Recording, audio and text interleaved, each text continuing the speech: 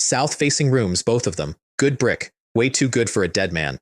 That is the voice that wakes me up. A woman, out in the courtyard, loud and pleased with herself, standing outside my door and dividing up my house like it is a holiday buffet. She thinks the man who lives here is dead. She has already picked which room she wants. She has already picked which room her son gets. The one flaw in her plan is that I am not dead. I am just new. Here is the situation, and I promise it is dumber than it sounds. 2 hours ago, I was a programmer, 31, single, running on energy drinks and spite, 3 days into a crunch that was going to kill me. Then it did. I put my forehead on the keyboard for 1 second to rest my eyes. That was the entire story. The end. Except it was not the end, because I opened my eyes here.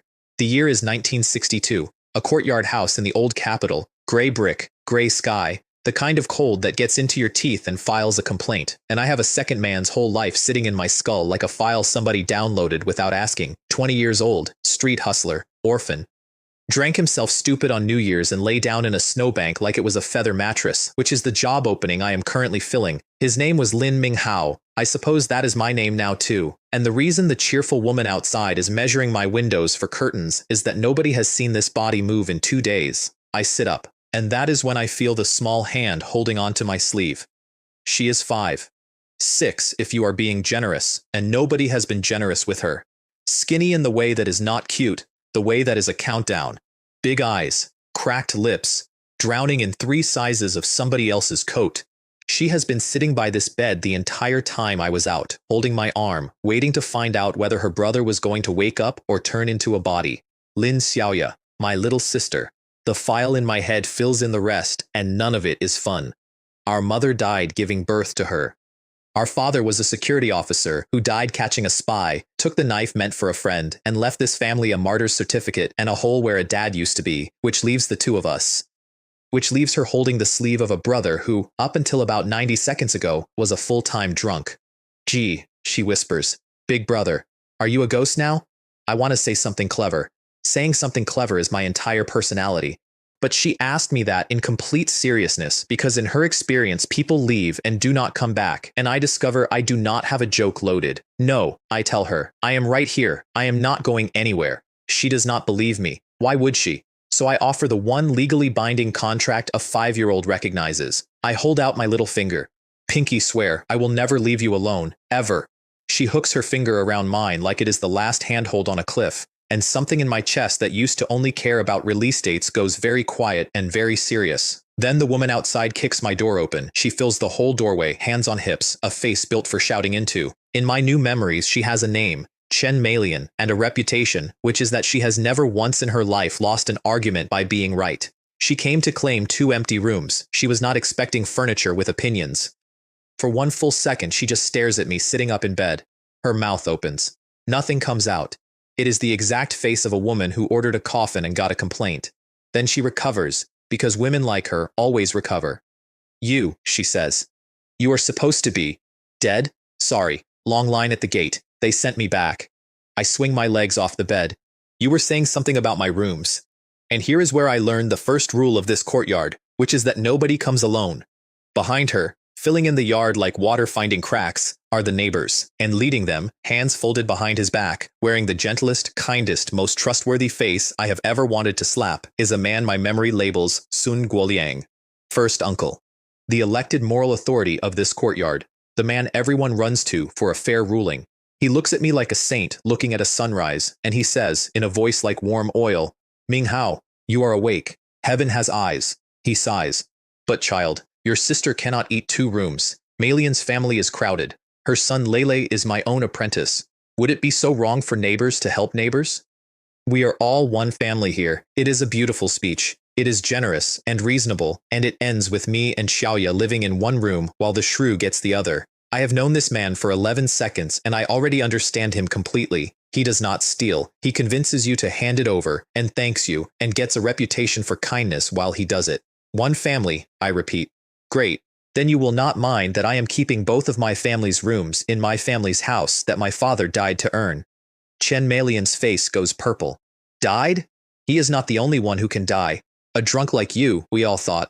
You thought I would freeze in a ditch and leave a 5-year-old alone in a house you wanted. I am not smiling anymore. You came to my door to bury a child's brother so you could have the square footage. Say that part out loud. Go on. There is a crowd. She does the thing shrews do when cornered, which is get louder. She lunges, finger out, aiming for my face, screaming about respect. I catch her wrist. And this is the moment I find out something is very, very different about this body, because I meant to just block her. Instead, her whole arm stops like it hit a wall, and her eyes go wide, and I realize I am not weak here. I am the opposite of weak. Somewhere under all this new skin, something is humming. I do not hit her. She is a woman, and there is a crowd, and I am not an idiot. I let go, she stumbles back, and that is when her champion charges in. Big guy, apron, cleaver energy without the cleaver. The courtyard has a nickname for him, Ma Chiang, though everyone calls him Silly Ma behind his back, and I am about to learn why. He has appointed himself the protector of every crying woman within 100 meters, and Chen Malian is crying now, so here he comes. Fist up, mouth already running about teaching me manners. I sidestep, grab the front of his shirt, and with one hand I put him into the mud by the water tap. One hand. I am as surprised as he is. He sits there in the puddle, blinking, apron soaked, and the whole courtyard goes dead silent. 30 faces doing the math. The drunk they were about to evict just put the courtyard's strongest man on the ground without trying. I flex my hand and look at it like it is a tool I did not know I owned. Then I look up at all of them. New rule, I announce. The next person who talks about my house, my sister, or my father like they are up for grabs is going to have a very physical afternoon. I am done being the corpse you were all counting on. Nobody moves. Sun Guoliang's saintly face has developed a small, interesting crack. And into that silence, because the universe enjoys a full schedule, the courtyard gate swings open and a whole second crowd walks in for the show. The second crowd is the rest of the neighbors, plus 2 people who clearly wish they were anywhere else on Earth. One is a young man in a pressed shirt with his hair oiled flat, wearing the specific smugness of a guy who thinks he is a catch. My memory tags him Zhou Jian, the film projectionist, petty down to the molecule. The other is a young woman in a blue jacket, standing half a step apart from him like she is already planning her exit. Gao Yuna, director Gao's daughter. She is here on a blind date with Zhou Jian, which explains why she is looking at him the way you look at a bug you have not finished identifying. And Sun Guoliang, bless his oily heart, sees a bigger audience and immediately upgrades the event. Since all the neighbors are gathered, he says warmly, spreading his hands, let us settle this properly, fairly, as one family. Beautiful. In 4 seconds he has turned a mob into a courtroom, and somehow I am the one on trial. They come at me in a wave, and I have to give them credit. They are organized. Zhang Weiming, second uncle, a man who talks like he is forever addressing a committee, clears his throat about my attitude problem and how it reflects on the collective. Chen Malian wails that I attacked her, a poor helpless mother, completely unprovoked, and then the closer arrives. Shen Lihua drifts in, and she is pregnant, and she is crying, and she is very, very good at it. She does not accuse me of anything. That is the whole trick. She just stands there being soft and wounded, and says, in a trembling little voice, we never wanted any trouble. We only wanted to help. Why is he so angry at us? And 30 faces swing toward me like I just kicked a lamb. I have worked with engineers who could not do in an hour what this woman does with one sentence. Ma Chiang, still wearing half the mud puddle, plants himself in front of her like a wet, heroic wall. See what kind of man he is? Beating women, throwing people in the dirt. You charged me, I remind him. I helped you find the ground. It was right there the whole time. Ming Hao. Sun Guoliang's voice goes gentle and terrible, the voice of a man about to bury you with kindness. Your father was a good man, a hero. Do you think he would be proud watching his son raise a hand to his own neighbors? We fed you. We looked after you when you were nothing but a drunk in a ditch. Is this how you repay the courtyard? And there it is. The invoice. This is his actual weapon. He hands you a debt you never agreed to and makes the crowd collect it for him. Every head in the yard nods. He has run this play 1,000 times, and it has never once failed. It is going to fail today because I did the reading. Fed me, I say. Fascinating. So when my father died a martyr who volunteered to handle his pension paperwork and then somehow never quite finished it. When relief grain came for the orphans, whose family ration always came out a little heavier than the numbers allowed. You did not feed me, first uncle. You have been eating off a dead hero's name for years, and you wrapped it in charity so nobody would ever check the arithmetic. The nodding stops. That is the thing about a crowd. It runs on momentum, and I just cut the belt. Chen Malian panics, because panic is her first language, and she does the single stupidest thing available to her. She grabs Xiaoya, yanks her forward by the arm, out of the doorway, holds her up like a shield, and screeches that even the little one knows her brother is a violent lunatic. Tell them. Xiaoya makes a small sound of pain. I do not remember crossing the distance. 1 second I am by the tap, the next I have Xiaoya's arm out of that woman's fat fingers and tucked safe behind me, and my other hand comes around and meets Chen Malian's cheek with a sound like a wet towel hitting a wall. She sits straight down in the dirt. The whole courtyard inhales at once. You put your hands on my sister. I say it very quietly, and the quiet is worse than any shout, and everyone feels it land. Use her as a prop one more time, and we are going to have a conversation that does not end with you merely sitting down. You all saw it. Sun Guoliang's mask is fully off now, and underneath it is just a man who wants me gone. He struck her. Report him. This is assault. This is the truth, actually. A new voice. Clear, cool, thoroughly annoyed. Gao Yuna steps out of the crowd, and Zhou Jian makes a small strangled noise and grabs for her sleeve, and she ignores him like he is weather. I have been standing right here since before it started. That woman was outside his door announcing she would take his rooms because she thought he was dead. I heard it. So did half of you, and you have all suddenly become very interested in your own shoes. Silence. The good kind, the kind that is on my side. Zhou Jian is dying inside, and you can watch it happen in real time on his face. He wants to back Sun Guoliang, his courtyard patron. But the girl he is trying to marry, daughter of the man he is desperate to call father-in-law, just called the whole thing a lie in front of everybody. He opens his mouth, closes it. And finally, in the voice of a man swallowing broken glass, manages, she is not wrong. I heard it too. Sun Guoliang just lost his star witness to a blind date. I could not have written it better myself. Which is the exact moment the gate opens a third time, and everyone who was shouting a second ago abruptly discovers religion and goes quiet. The man walking in is older, square-built, with the flat, unhurried stare of someone whose whole job is other people's worst days. There is a badge on him. My memory throws up a name, and underneath the name, something warm I was not braced for. Xu Aimin, chief of the local security section, my father's sworn brother, the friend my father took a knife for. He looks at the woman in the dirt, the muddy man, the weeping pregnant woman, the saint with the slipped mask, and the two kids standing together in the doorway. He has read this exact scene 100 times. He does not need it explained. Aimin, Sun Guoliang starts, instantly switching to wounded dignity. Section Chief Zhang, he corrects without heat, and it drops like an anvil. He walks past every one of them and crouches down in front of Xiaoya. Sees the red marks on her little arm where Chen Malian grabbed her. His jaw works. Xiaoya, sweetheart, tell Uncle Zhang what happened, all of it, slowly, and she does. In the small, exact, merciless voice of a child who has not yet learned how to lie, she tells him the auntie said the rooms were hers now because Ji was dead, and then Ji woke up and the auntie grabbed her arm and it hurt and Ji made her let go. That is the whole testimony. No spin on it anywhere. It is the most devastating statement I have ever heard given. When she finishes, Xu Aimin stands, and the temperature in the courtyard drops about 10 degrees. Lin Hua, he says, and it takes me a beat to understand he means my father, took a knife that was aimed at me. He bled out in my arms asking me to look after his kids. He turns to Sun Guoliang, and there is nothing warm left in his face at all. And the moment his son goes down, you circle this house like it is meat on a hook. You put your hands on his orphaned daughter. Do you understand how thin the line is between what you did in this yard today and murder? You just wanted the state to handle the burial for you. Nobody is breathing. Sun Guoliang, Chen Malian, Ma Qiang, and somebody fetch Chen Lele. He never once raises his voice. You are all coming to the section to give statements. Now. It is not a request, and every soul here knows it. Chen Malian starts up about her nerves, her condition, her poor son, and Xu Aimin just watches her with the patience of a glacier until she runs out of noise. Then they go. Muddy, sputtering, their moral authority in rags, marched out of their own courtyard in front of every neighbor they have spent years pushing around. Before he leaves, Xu Aimin crouches one more time. He takes Xiaoya's hand, presses something into it, folds her tiny fingers shut over it. 5 yuan. In 1962, that is not pocket money. That is a week of not starving. Buy your G some real food, he tells her, gruff, and I catch the thing he is not saying, sitting right there behind his eyes. My memory hands it to me half a second later. 2 sons. He had 2 sons. Both went to Korea. Neither came home. This man has a father-shaped hole punched clean through him, and he has just found 2 children shaped exactly like it. Uncle Zhang, I say, and my voice is not as level as I would like. Thank you. He grips my shoulder once, hard, the way men of his time say the things they cannot say out loud. Then he is gone. The gate swings shut, and the courtyard slowly drains around me, every remaining neighbor giving me a very wide and very thoughtful berth.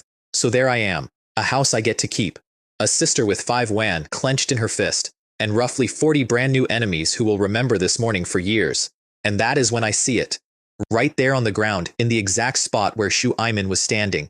A small gray ball, about the size of a marble, sitting in the packed dirt where no gray ball has any business being. Nobody else so much as glances at it. I bend down and pick it up. The ball is warm. That is the first thing wrong with it. It sits in my palm, gray and smooth, and then it just soaks in. Gone. Like my hand drank it. And a panel unrolls in the air in front of my face that nobody else can see. God-level loot system. Now online. A normal man would panic. But I spent 11 years reading the documentation of software that openly hated me, and I know a user interface when one ambushes me in a courtyard, so I stand in the dirt surrounded by people who want me dead, and I read the patch notes. The gray ball, it tells me, was a fragment, Kung Fu plus 50, dropped apparently by Shu Aimon when he stood there being quietly furious. Old soldier, that one. 20 years of real fighting still humming in his hands, and a little of it shook loose where I could grab it. That explains the last hour. That explains why Ma Qiang is currently wearing a mud puddle. The strength I did not earn came pre-installed, and it is still installing. Here is how the thing works, once I stop flinching and actually read. People who have truly practiced a skill, bled for it, put in the years, occasionally drop a glowing fragment only I can see. I pick it up, their progress becomes mine. Amateurs drop gray, plus 50, pocket lint. A decent hand drops white, plus 100. And a genuine master, someone with 10 years of their one life poured into a craft, drops purple, plus 800. 10 years of a stranger's devotion, sitting in the dirt like a dropped coin, and I am the only person on the planet who can bend down and take it. I test the obvious exploit immediately, because I am nothing if not lazy. Can I harvest myself? Farm my own hands in a loop, get infinitely strong by lunch? No. Nothing drops off me. You cannot pick your own pockets. Can I drain the same person over and over until they are empty? Also no. One fragment per person, then a long cooldown. And amateurs only ever drop amateur junk, so squatting in this courtyard full of loudmouths will get me a world-class talent for gossip and nothing else. Which means the system does not actually skip the work. It just lets me steal the work from whoever already suffered through it. If I want to be great at something, I have to go physically stand next to someone who already bled for it and wait for them to drop their change. It is the world's most elegant pickpocketing scheme, and the marks never even feel it leave. I could sit with that revelation for an hour. I do not get the hour, because there is a second box, and the second box makes my knees go a little weak. The newbie package. A gene modification agent, already dissolved in my blood the moment I woke, quietly tearing this half-dead body down and building a better one, a little stronger every single day. That is the humming under my skin, and then, folded into a corner of my own mind where only I can reach it, a portable space, a warehouse where time simply stops, so nothing inside it ever spoils, ever ages, ever ends. And a farm, 2 mu of black soil running at 10 times the speed of the world out here. Plant at breakfast, harvest by dark. I stand very still in the middle of the courtyard and let that sink all the way down. It is 1962. There is a famine on. The last 3 years took people by the millions, quietly, in numbers nobody says out loud. Grain is rationed by the ounce. Meat is a rumor you tell children. And I am standing here holding a private box where food does not rot and a field that laughs in the face of winter. I look down at Xiaoya. At her wrists, which are thin in that specific way that is not a shape. It is a schedule. At the 5 yuan still crushed in her fist because she has not figured out yet that she is allowed to open her hand. Problem, meet solution. Come on, I tell her. Inside, I am making you dinner. She trails after me into our 2 hard-won rooms, and while she is distracted arranging her one doll, I reach into the space in my head and I take out food. Real food. A cut of pork with white fat on it. A fist of actual rice, not chaff, not sawdust, rice. Cooking oil, the real amber kind. 2 eggs. I have not cooked a meal in this life or thought hard about it in my last one, but there is a stove, and there is a starving kid behind me, and it turns out that is all the instruction a man needs. The smell that comes up off that pan is a crime. I am aware, even as I cook, that in a courtyard this hungry the aroma of frying pork is basically an act of war, and I make a note to deal with the questions that are coming. But that is a tomorrow problem. Tonight, I put a bowl in front of my sister that has pork and egg and white rice in it, more food than she has probably seen in one place in her whole short life. She does not dig in. That is the part that gets me. She looks at the bowl, then up at me, checking. The way you check whether a good thing is a trick before you let yourself want it. It is yours, I tell her. All of it. Eat. And she does. Carefully at first and then not carefully at all, both hands around the bowl, and I sit across from her and watch a 5-year-old eat until she is full for what might be the first time in her life, and I do not make a single joke about it, because some moments you just let happen.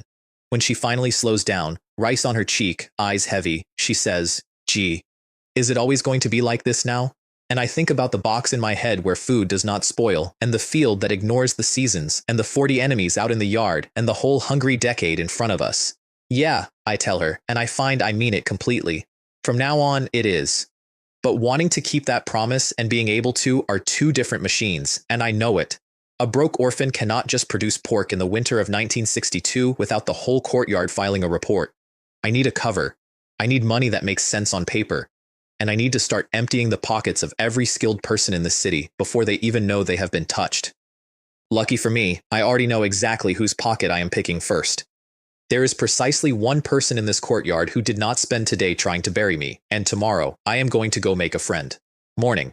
Xiaoya wakes up and the very first thing she does is check that I am still here, which tells you the whole story of her life up to now. So I decide her first lesson under the new management is that good things are also allowed to be fun. Hold still, I tell her.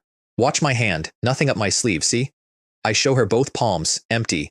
I reach behind her ear and quietly, at the same time, into the space in my head, and I produce a candy. A real one, wrapped, sugar inside, the kind of object that in this courtyard functions as hard currency. Her eyes go as wide as the bowl she emptied last night. Where? She breathes. Magic, I tell her, which is technically not even a lie. I can pull sweet things out of thin air, but it is our secret. You tell anyone, the magic stops working forever. Deal? She nods so hard she nearly tips over. And just like that I have a test run of my cover story, a sister who thinks her brother is a literal wizard, and a candy trick I have a feeling I am going to get a lot of mileage out of, filing that one away for later. Then I go make my friend, and it is the easiest thing I do all week because Guo Shijie is the single uncomplicated human being in this entire compound. He is a welder at the steel mill, built like a door, loud as a drop toolbox, and back when the old owner of this body was starving, Guo Shijie was the one who quietly slid him half a bun more than once and never mentioned it again. In a courtyard full of people performing kindness, he is the only one who just has it. I give him a couple of the candies for his kids and thank him for the buns he thinks I do not remember. He goes red to the ears and waves it off and calls me a good boy, and we are friends now. It is done. That is the whole negotiation. I also learn his one special gift. Because while we are talking, some kids 2 doors down start screaming about a fight, and before the sentence is even finished, Guo Shijie is gone, already sprinting for the street committee office to report it, coat flapping, a man in his absolute element. He comes back a minute later, disappointed, informing me it was only a puppet show. I realize I am looking at a rare specimen. Some men are born to lead, some are born to build. Guo Shijie was born with an innate reporting physique, a body genetically optimized to fetch the authorities at a dead run. It is going to be the most useful trait in my entire arsenal, and he has no idea. There is a fragment on him too, glowing faint at his shoulder, welding, white, plus 100. I take it with a handshake and file the skill away with the rest. Never know when a man might need to weld something. That is the courtyard handled. Now for the part of the plan I am pretending is also strategy. I owe Gao Yuna a thank you. She stood up in front of 40 hostile neighbors and told the truth for a stranger when the smart move was to stay quiet, and I am not too proud to pay a debt like that. That is the honest reason. The other reason is the file in my head, and the file in my head says her name comes with a tragedy attached, and I have decided I am going to break it. Here is her future, the one the story wants for her. She marries Zhou Jian, the oily projectionist, because her family leans on her too. The marriage curdles. She never has children and gets blamed for it in every ugly way a courtyard can invent.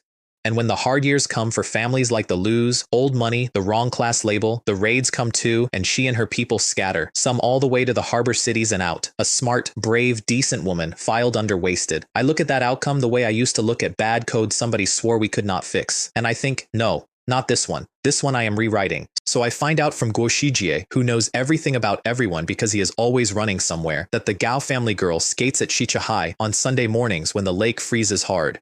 And on Sunday morning, I put Xiaoya in her warmest coat and take her with me to the lake because here is a tactical truth I have learned across 2 lifetimes. Nobody, anywhere, distrusts a man holding a delighted 5-year-old. Xiaoya is not just my sister. Today she is also the finest wingman in the capital, and she does not even know she is working.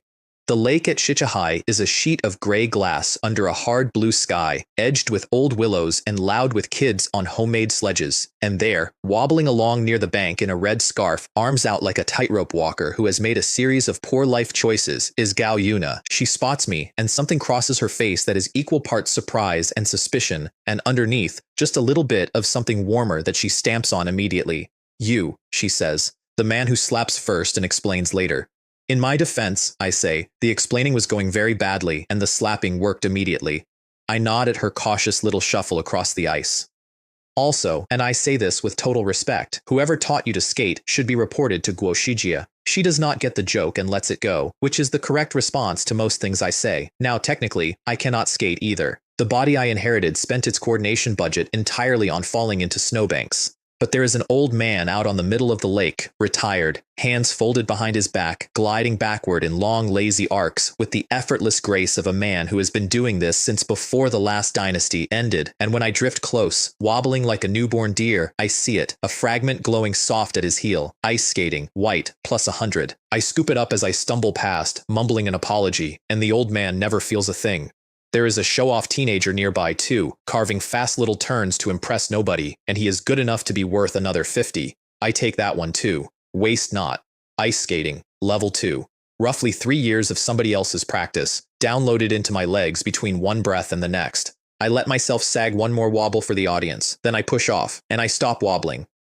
I come back around the willows in one long clean curve, fast and low and easy, cut a hard stop 3 feet from Gao Yuna that sprays a little fan of ice, and turn to skate backward in front of her exactly the way the old man was doing it 30 seconds ago. Her mouth actually opens. "You said you could not skate," she says. "I said whoever taught you should be reported. I never said anything about me." I hold out both hands. "Come on, before you sprain something being brave." She should say no. I watch her want to say no. Watch the careful part of her that has learned not to trust nice things run its checks. Then Xiaoya, who has been introduced to the ice by way of sitting firmly down on it, yells, "Yuna Jeji, he is really good. Look, look," and the careful part loses, and Gao Yuna takes my hands. I will not pretend the next hour is strategy. I teach her to skate. That is all it is. I hold her hands and skate backward and pull her along until her ankles stop fighting her, and Xiaoya cheers every single lap from her safe spot by the bank like she is watching the Olympics, and Gao Yuna laughs, really laughs, the guarded thing in her face falling all the way open, and I catch her twice when she pitches forward and she grabs my coat, and we are both very aware of it, and neither of us says anything, and in between, I get to know her. She is sharp, sharper than me, in the ways that count, the ones about reading a room and knowing when a smile is a weapon.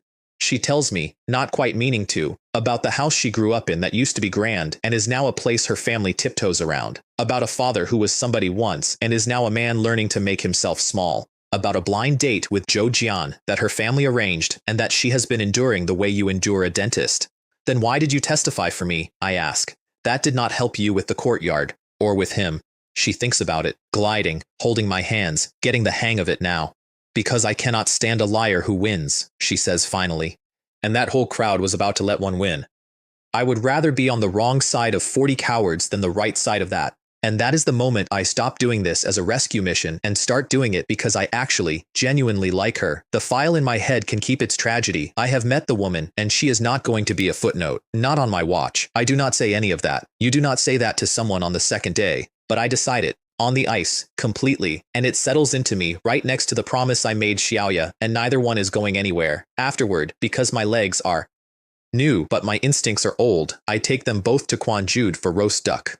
I have a little money now, honest money, the kind that comes from selling farm eggs that I will explain to the neighbors later, and a whole lacquered roast duck in 1962, carved at the table, folded into thin pancakes with scallion and sweet sauce, is not a meal. It is an event. Xiaoya eats until she is a small round drum. Gao Yuna tries to be dignified about it and fails around the third pancake, and I count that as another win. We do not finish the duck because it is enormous and we are 3 people, 2 of whom weigh as much as a coat, so I have them wrap the other half to take home. Which is how I end up walking back into the courtyard at dusk, glowing girl on my mind, sleepy sister on my arm, and half a fragrant roast duck swinging in a paper parcel from my hand. In a courtyard this hungry, walking in with roast duck is like walking in wearing gold. I can feel the noses turning before I am through the gate, and one nose in particular, attached to the stingiest man in the compound, is already following me across the yard. The stingiest man in the compound is Yan Bugi.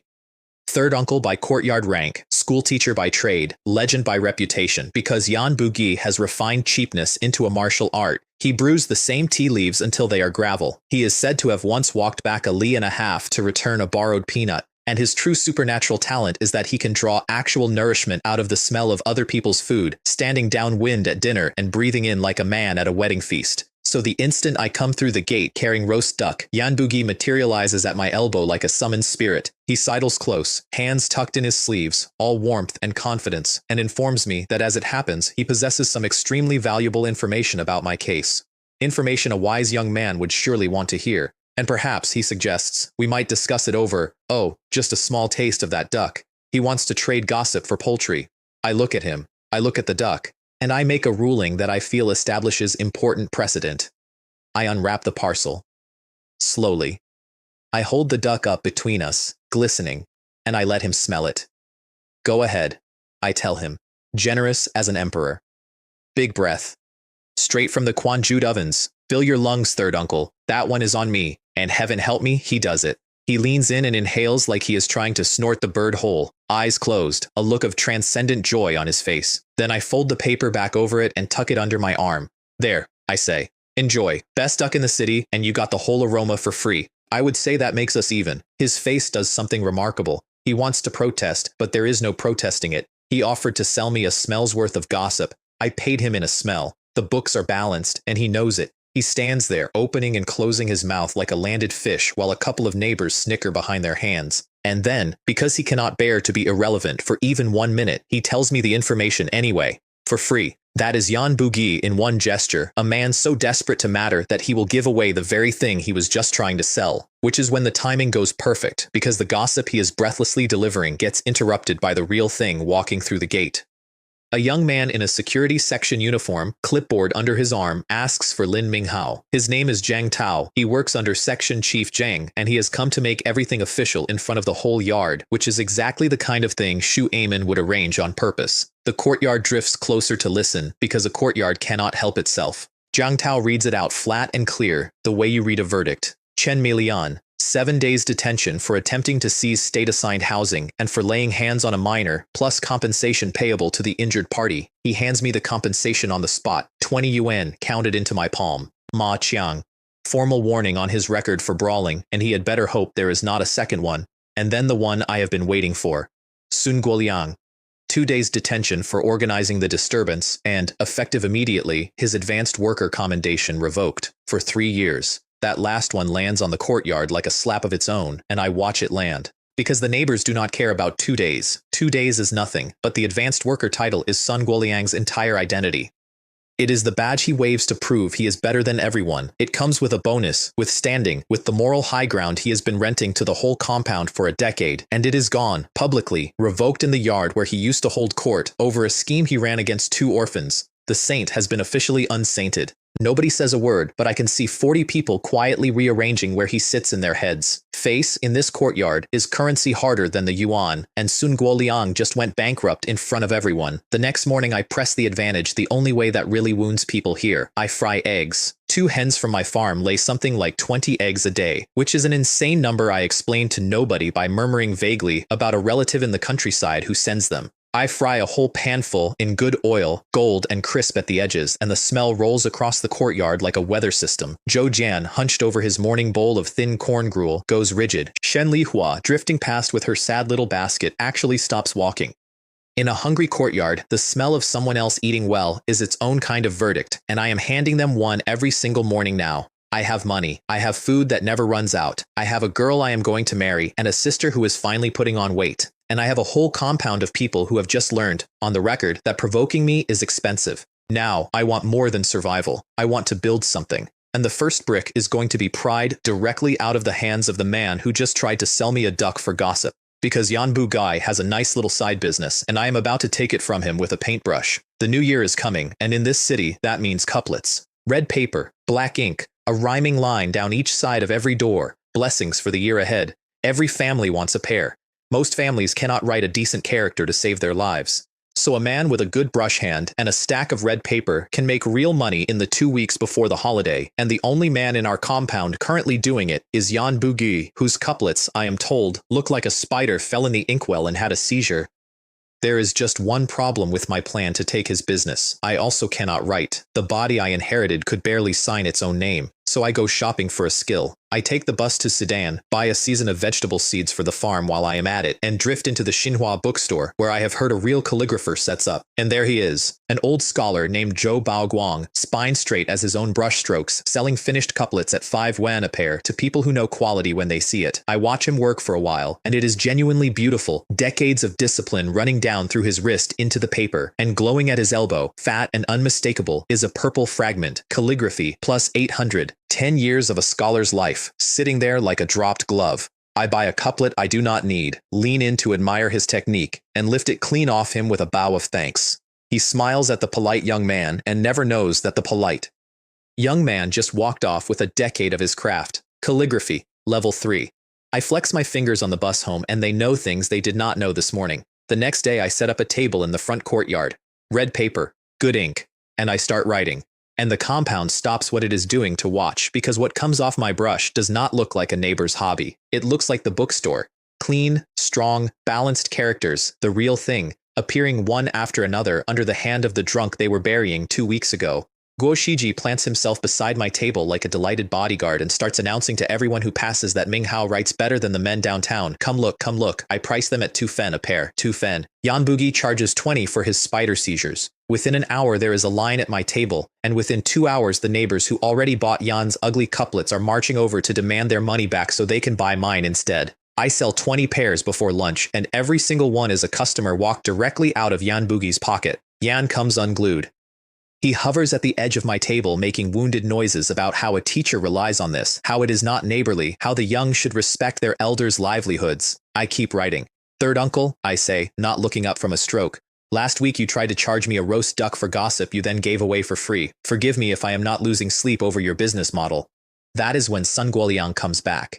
He walks through the gate fresh from his 2 days in detention, and you can see him take in the scene, the line of customers, my brush, his ally Yan Bugui flapping helplessly, and you can watch him decide this is his road back. He needs a win in front of the courtyard. He needs to be the one who resolves things again. So he glides over, hands behind his back, and reaches for the old weapon. Ming Hao, he says, gentle and grave. It gladdens me to see you doing well, but is it right? To use some clever trick to take the rice bowl of an old teacher, a man who has taught this neighborhood's children for years? Where is the harmony in that? We are one family. Surely a talented young man can prosper without leaving an elder with nothing. It is a good try. It is the exact move that worked on this courtyard for a decade. Debt, harmony, your betters, sit down and hand it over. 2 weeks ago, it would have buried me. I set down my brush. You are right, first uncle. Where are my manners? I raise my voice so the whole yard gets it. Neighbors, these couplets are not a business. How could I take my own family's money at New Year? Anyone from this compound, come get your couplets from me for free. My gift to all of you, for the holiday. Written by a real hand, no charge. Happy New Year.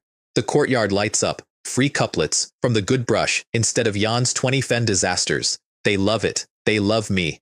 And Sun Guoliang stands there having just publicly guilt-tripped me into giving the entire compound a gift, which makes me the generous one and him the man who tried to stop it. He reached for the harmony weapon, and I took it out of his hands and hit him with it. The best part comes an hour later, because when the free couplets are flowing, guess who gets in line? Yan Bugui.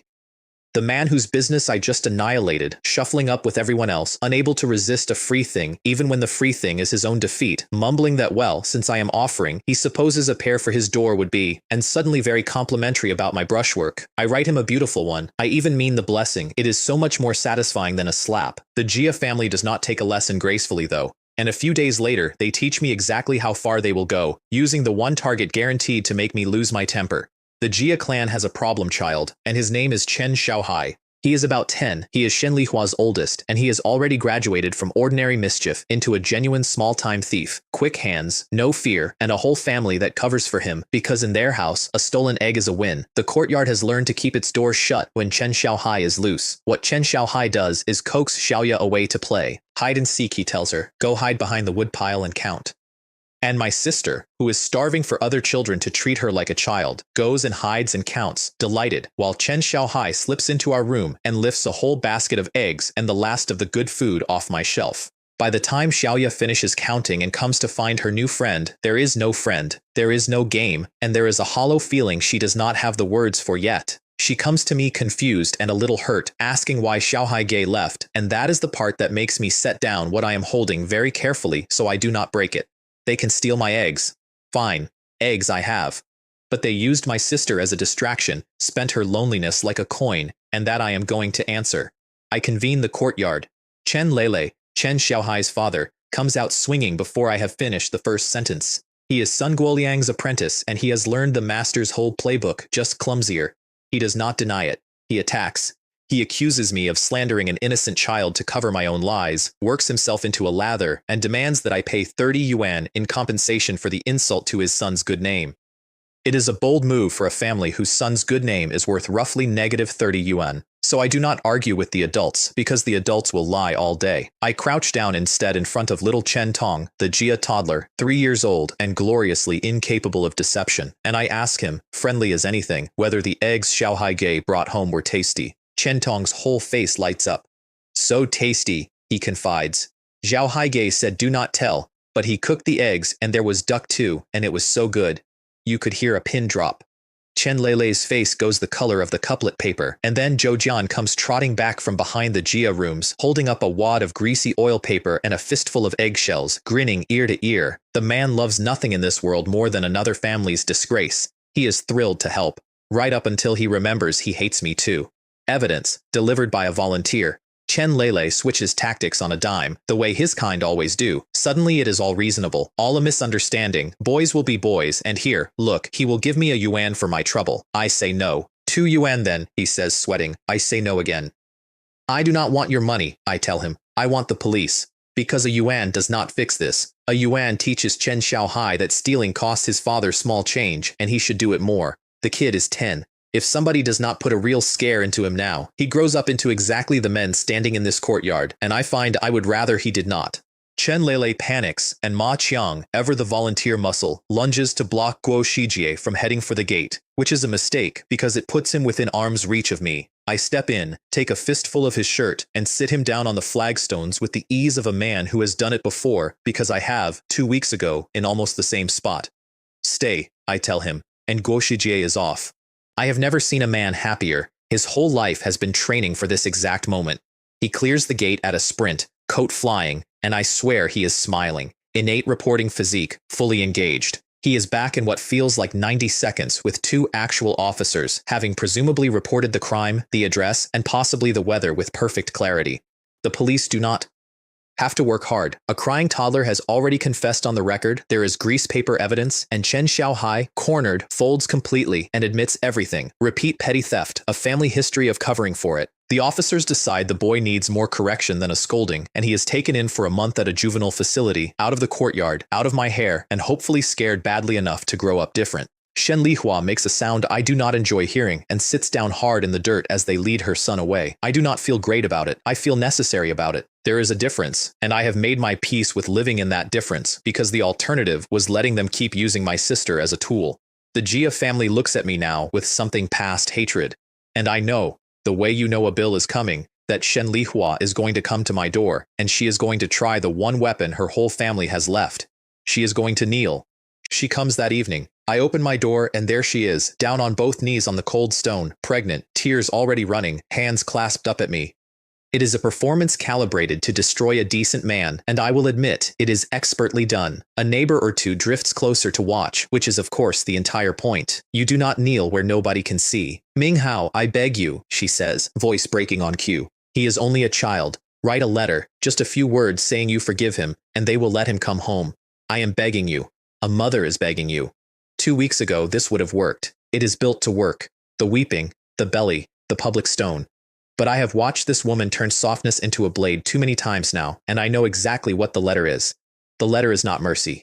The letter is a lesson, and the lesson is that Chen Xiaohai can steal, get caught red-handed, and be home by dinner because his mother can cry prettier than anyone can prosecute. Get up, Shen Lihua, I tell her, and I keep my voice even. You will hurt yourself and the baby down there, and I am not going to be blackmailed by your knees. Please. He has a month. 1 month. He will be fed. He will be fine, and he will come home. I crouch to her level so she has to look at me. Here is my honest advice. No charge. Do not spend that month figuring out how to blame me. Spend it figuring out who taught a 10-year-old that stealing is a family trade. Because if nothing in that house changes, a month from now, you will just be kneeling on this stone again, and next time he will be older, and next time it will not be eggs. I stand up and I go back inside and I close my door on the crying. It is not a good feeling. I do not pretend it is. But some kindnesses are just a slower cruelty, wearing a nicer coat, and I have decided I would rather be the man who let the boy sit out his month than the man who taught him crime is free. The other geostorm blows in a few days later when Chen Melian finishes her own 7 days of detention and comes home to discover that in her absence her grandson got hauled off to juvenile correction. She does not process grief like a normal person. She processes it like a kettle processes heat. She comes screaming into the courtyard, hair wild, announcing to the sky that I have destroyed her family, that she will fight me to the death, that she will lie down right here and make me pay. She throws herself down in the middle of the yard for the big finish, the classic maneuver, the courtyard tantrum that has cowed these neighbors for 20 years. I pull a stool out of my doorway, sit down, and watch her like she is mildly interesting theater. Go ahead, I tell her when she pauses for breath. Fight me to the death. I will wait. Should I get you a blanket? The stones are cold and you were just in a cell. You do not want to catch something down there. It completely derails her. You cannot perform a dramatic collapse for an audience that has pulled up a chair to enjoy it. She sputters, tries to restart the wailing twice, and finally just runs out of engine, sitting there in the dirt looking foolish while the neighbors who used to fear her fail to hide their smiles. And then, because this family truly cannot help itself, it turns on its own. Because there is money at the bottom of all of it, the compensation the GSO, the wages Chen Xiaohai's absence costs. And within the hour, Chen Melian and Ma Qiang, her loyal muscle, are screaming at each other over who owes what, the alliance dissolving into a hair-pulling squabble over a few yuan. I did not have to lift a finger. I just had to stop being the thing that held them together in their hatred of me, and they went straight for each other's throats. I take Xiaoya inside and make her dinner and let the beasts fight it out in the yard. The new year is almost here, and I have somewhere much warmer to be. On New Year's Eve, I put on my best clothes, comb Xiaoya's hair until it shines, and we walk across the city with a bundle of gifts and a pair of couplets I wrote myself to the small, tidy home of Xu Eimin and his wife. Aunt Lin opens the door already smelling of cooking, flour on her hands, and when she sees Xiaoya, her whole face folds up with joy, and she scoops her right off the ground. Inside, the little house is warm and bright and smells like a real holiday, and on the wall, over the table, are 2 photographs, 2 young men in army uniforms, formal, unsmiling in the way of men who did not expect the picture to be the last one. Nobody has to tell me who they are. The whole house is arranged around the shape of them being gone. We do not talk about that. You do not on New Year's Eve. Instead, Xu Eimin pours the erguo tu, the fierce clear liquor, and we sit down to a table that Aunt Lin has covered in more dishes than the 3.5 of us can possibly eat, and it is the best meal I have had in either of my lives, and none of it is from my magic box.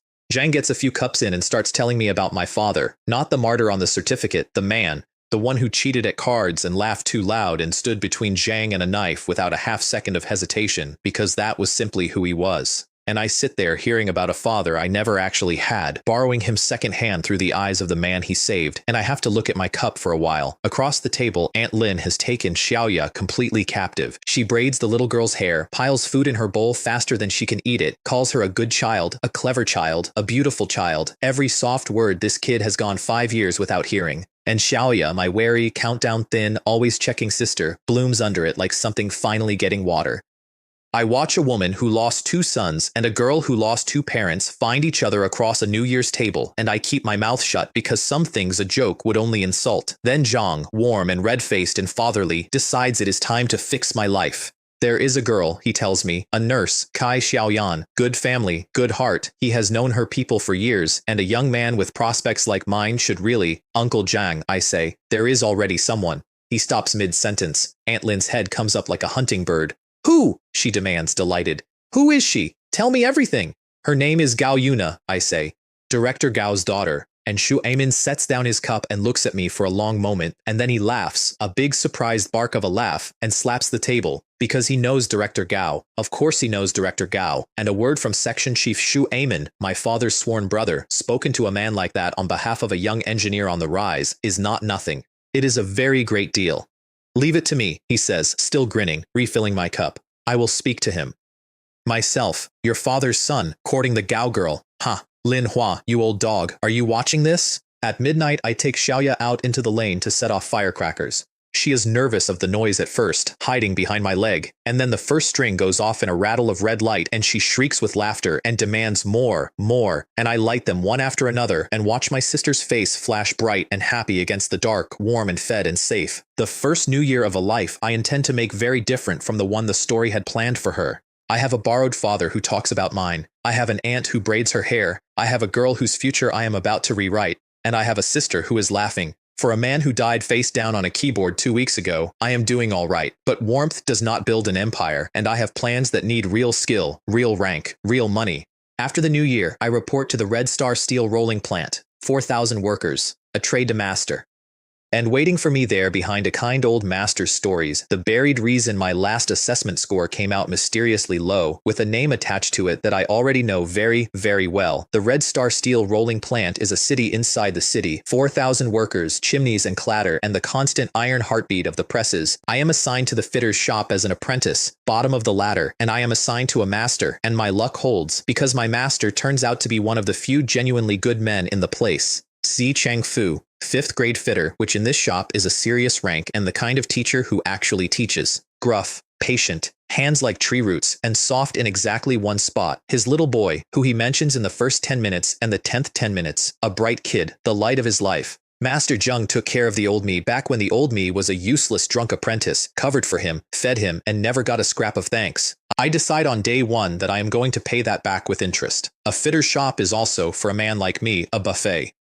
Everywhere I look, there are workers with real skill in their hands, years of filing and scraping and measuring to the hair, and every one of them is dropping fragments like coins from a torn pocket. White, white, white, plus 100, plus 100. I pick them up with every pass down the shop floor, casual, helpful, always volunteering to carry something past the best men, and my fitter skill climbs from raw nothing to level 1 to level 2 inside the first week. Hands that could barely hold a file now move like they have been doing this for years, because in a stolen sense, they have. Master Jung notices, of course. He watches the drunk he remembers turn into a natural in a matter of days, and he does not get suspicious. He gets proud, the way a good teacher does. And one evening, over tea, a little sad, he tells me the thing I have been circling. He tells me about my last assessment, the one that should have made me a full worker, off apprentice wages, able to actually feed my sister. I scored a 60. Everyone else in my group scored 78, 80, 84. A 60 is not a bad day. A 60 is a decision. And the man who chaired that assessment, who held the pen, who assigned the scores, was a certain respected figure who does that job as a nice little side authority. Sun Guoliang, who gave his own relative, a mediocre nobody named Shu Dachun, a 90. So that is the shape of it. That is why the old me was stuck at the bottom, why there was never enough, why the drink looked like the only warm thing available. It was not bad luck. It was Sun Guoliang, protecting his racket, keeping a martyr's son down in the dirt, because a man in the dirt cannot check anyone's arithmetic. I do not get angry. I have learned, across 2 lives, that anger is a thing you spend and regret.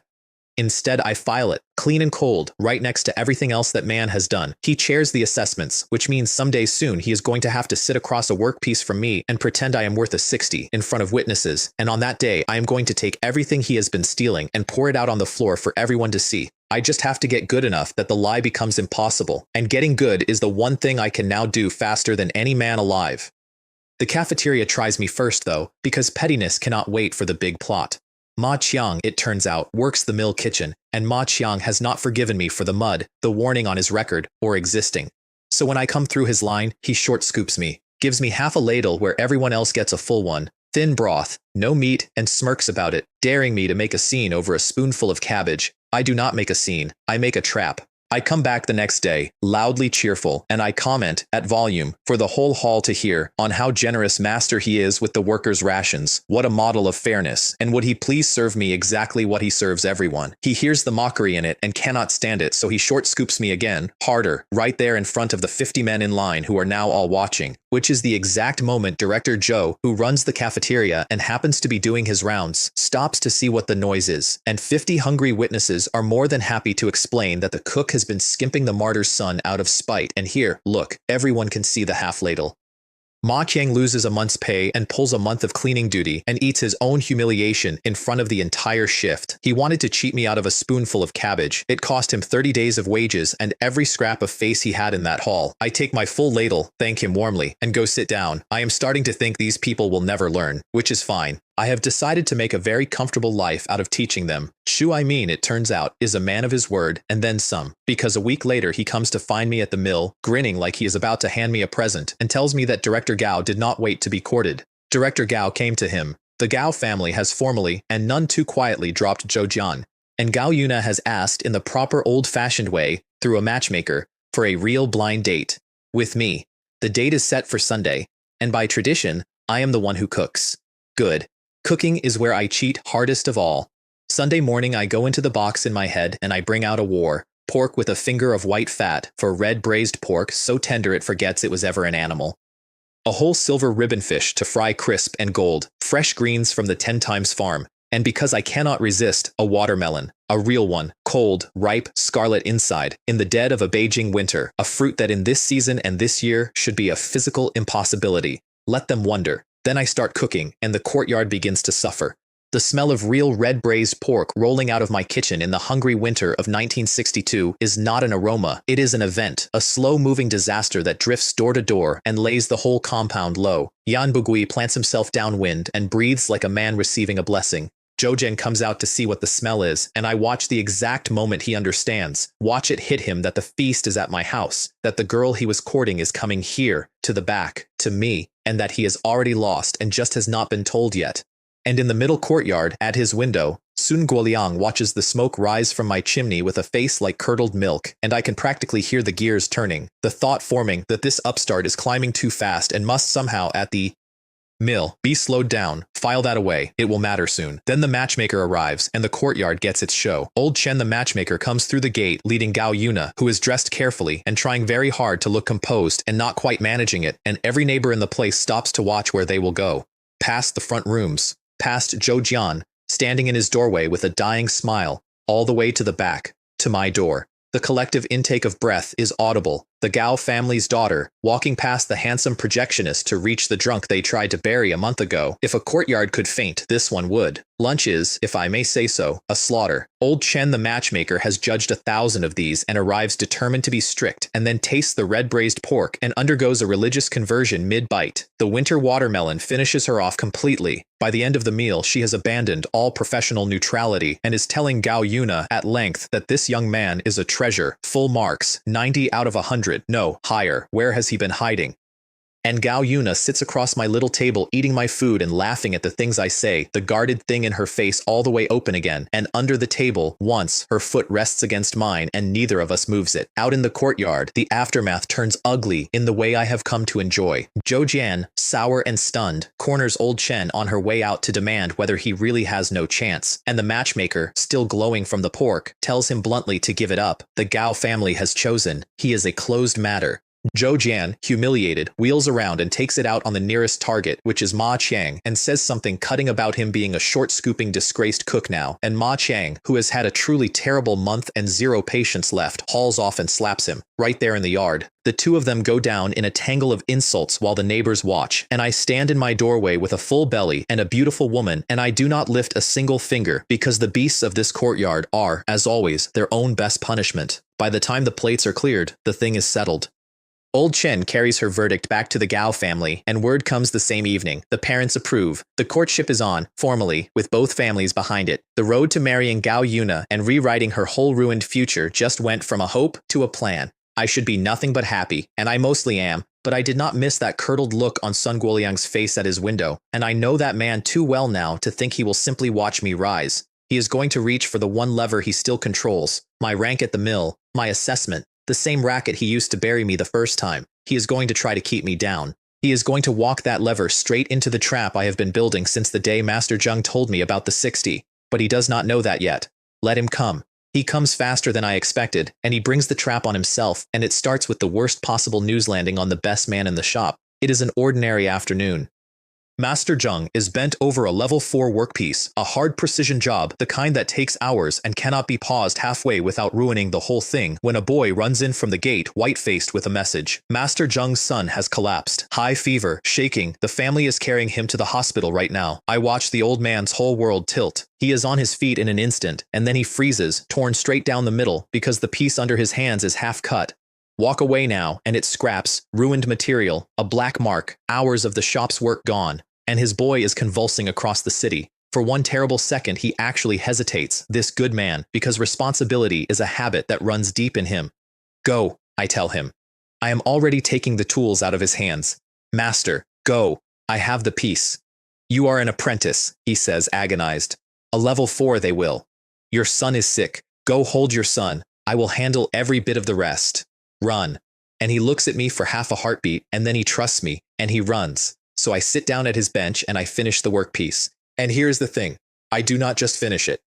With everything I have picked up off the best hands in this shop humming in my fingers, I take that half-ruined level 4 job and I bring it home clean, precise to the hair, and then passed clean, into superior grade, better than Master Jung himself would have cut it. It sits on the bench when I am done gleaming like an accusation, which is, naturally, the exact moment Sun Guoliang comes prowling down the row, because of course he has a finger in the assessment and quality side here too. Of course he is always circling, and when he sees an apprentice sitting at a 5th grade master's bench with a finished level 4 piece, he lights up like New Year, unauthorized graded work. An apprentice doing what an apprentice is forbidden to do, a violation he can report, a young rival he can crush, all in one gift. He does not even look closely at who it is at first. He just starts crowing, loud, drawing a crowd, demanding the director be called. This is against every rule this apprentice has. Then he sees my face, and the joy on his curdles into something much better to watch.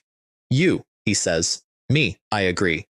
He reaches for the workpiece to grab it, to wave it as evidence, and I do not let a man like Sun Guoliang put his hands on my master's honor. I put one palm flat on his chest and I push, not hard, not for me, and Sun Guoliang staggers backward 3 or 4 full meters and sits down against the far bench, and the whole row of workers goes silent, watching a scrawny apprentice move a grown man like a curtain. Director Fan arrives with the noise, the way directors do. He is a serious man, fair as far as I can tell, and he takes in the scene, the sputtering Yi, the apprentice, the piece, and then he picks up the piece, and he goes quiet. Because Director Fan knows steel, and what he is holding is not apprentice work, it is not even ordinary masterwork, it is superior grade, and he can feel it in his hands. Sun Guoliang scrambles up and starts talking fast. It is a trick, a fluke. The drunk must have swapped in someone else's piece. An apprentice like this scored a 60 on his own assessment. He is barely competent. This is obviously a lie. And there, right there, he says the number out loud in front of the director without realizing what he has just done, a 60.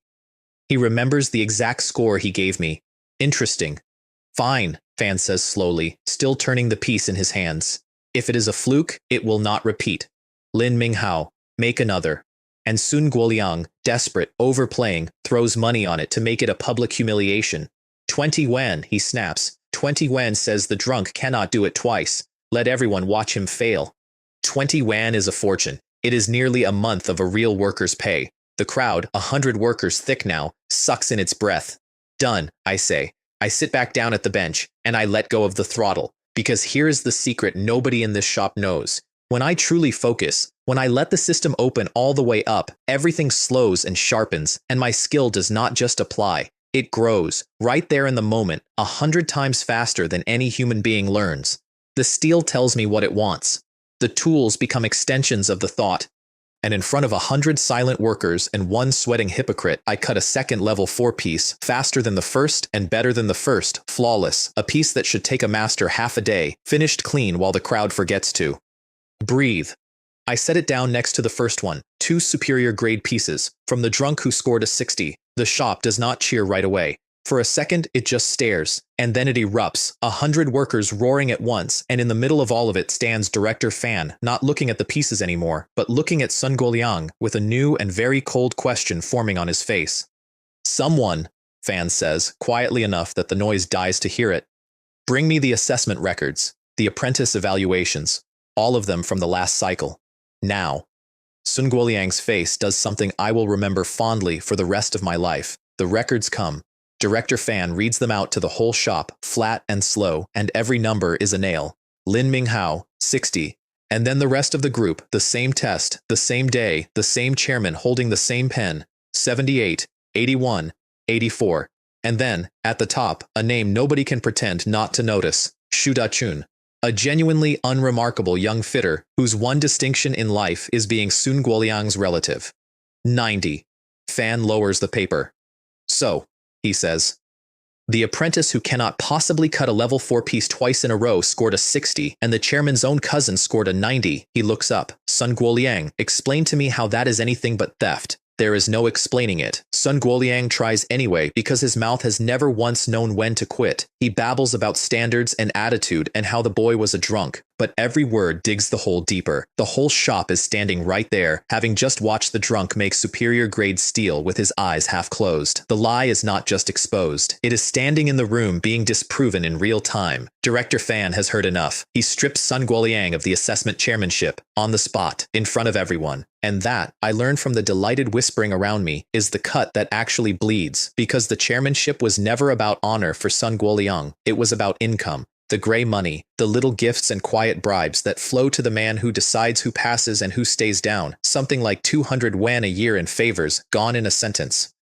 The saint has been robbing the collection plate for years, and Director Fan just fired him out of the temple. Then Fan turns to me, and the day gets even better. A man who can do that, he says, nodding at the two pieces, does not belong on apprentice wages one more month. He does not just make me a full worker, he grants me a grade skip. In 2 weeks, I will sit the 4th grade fitter examination directly, no ladder, no waiting, and a 4th grade fitter earns 52 yuan a month, which to the old me would have looked like the wealth of kings. And there is still the little matter of the bet. Sun Guoliang bet 20 yuan in public that I could not do it twice. I did it twice. Fan, who is fair even in victory, mediates the humiliation down to 5 yuan so as not to ruin a man completely, but 5 yuan Sun Guoliang must pay in front of the shop, and Sun Guoliang does not have 5 yuan on him and cannot bear to go home and get it. So he does the most fitting thing imaginable. He sends for his apprentice.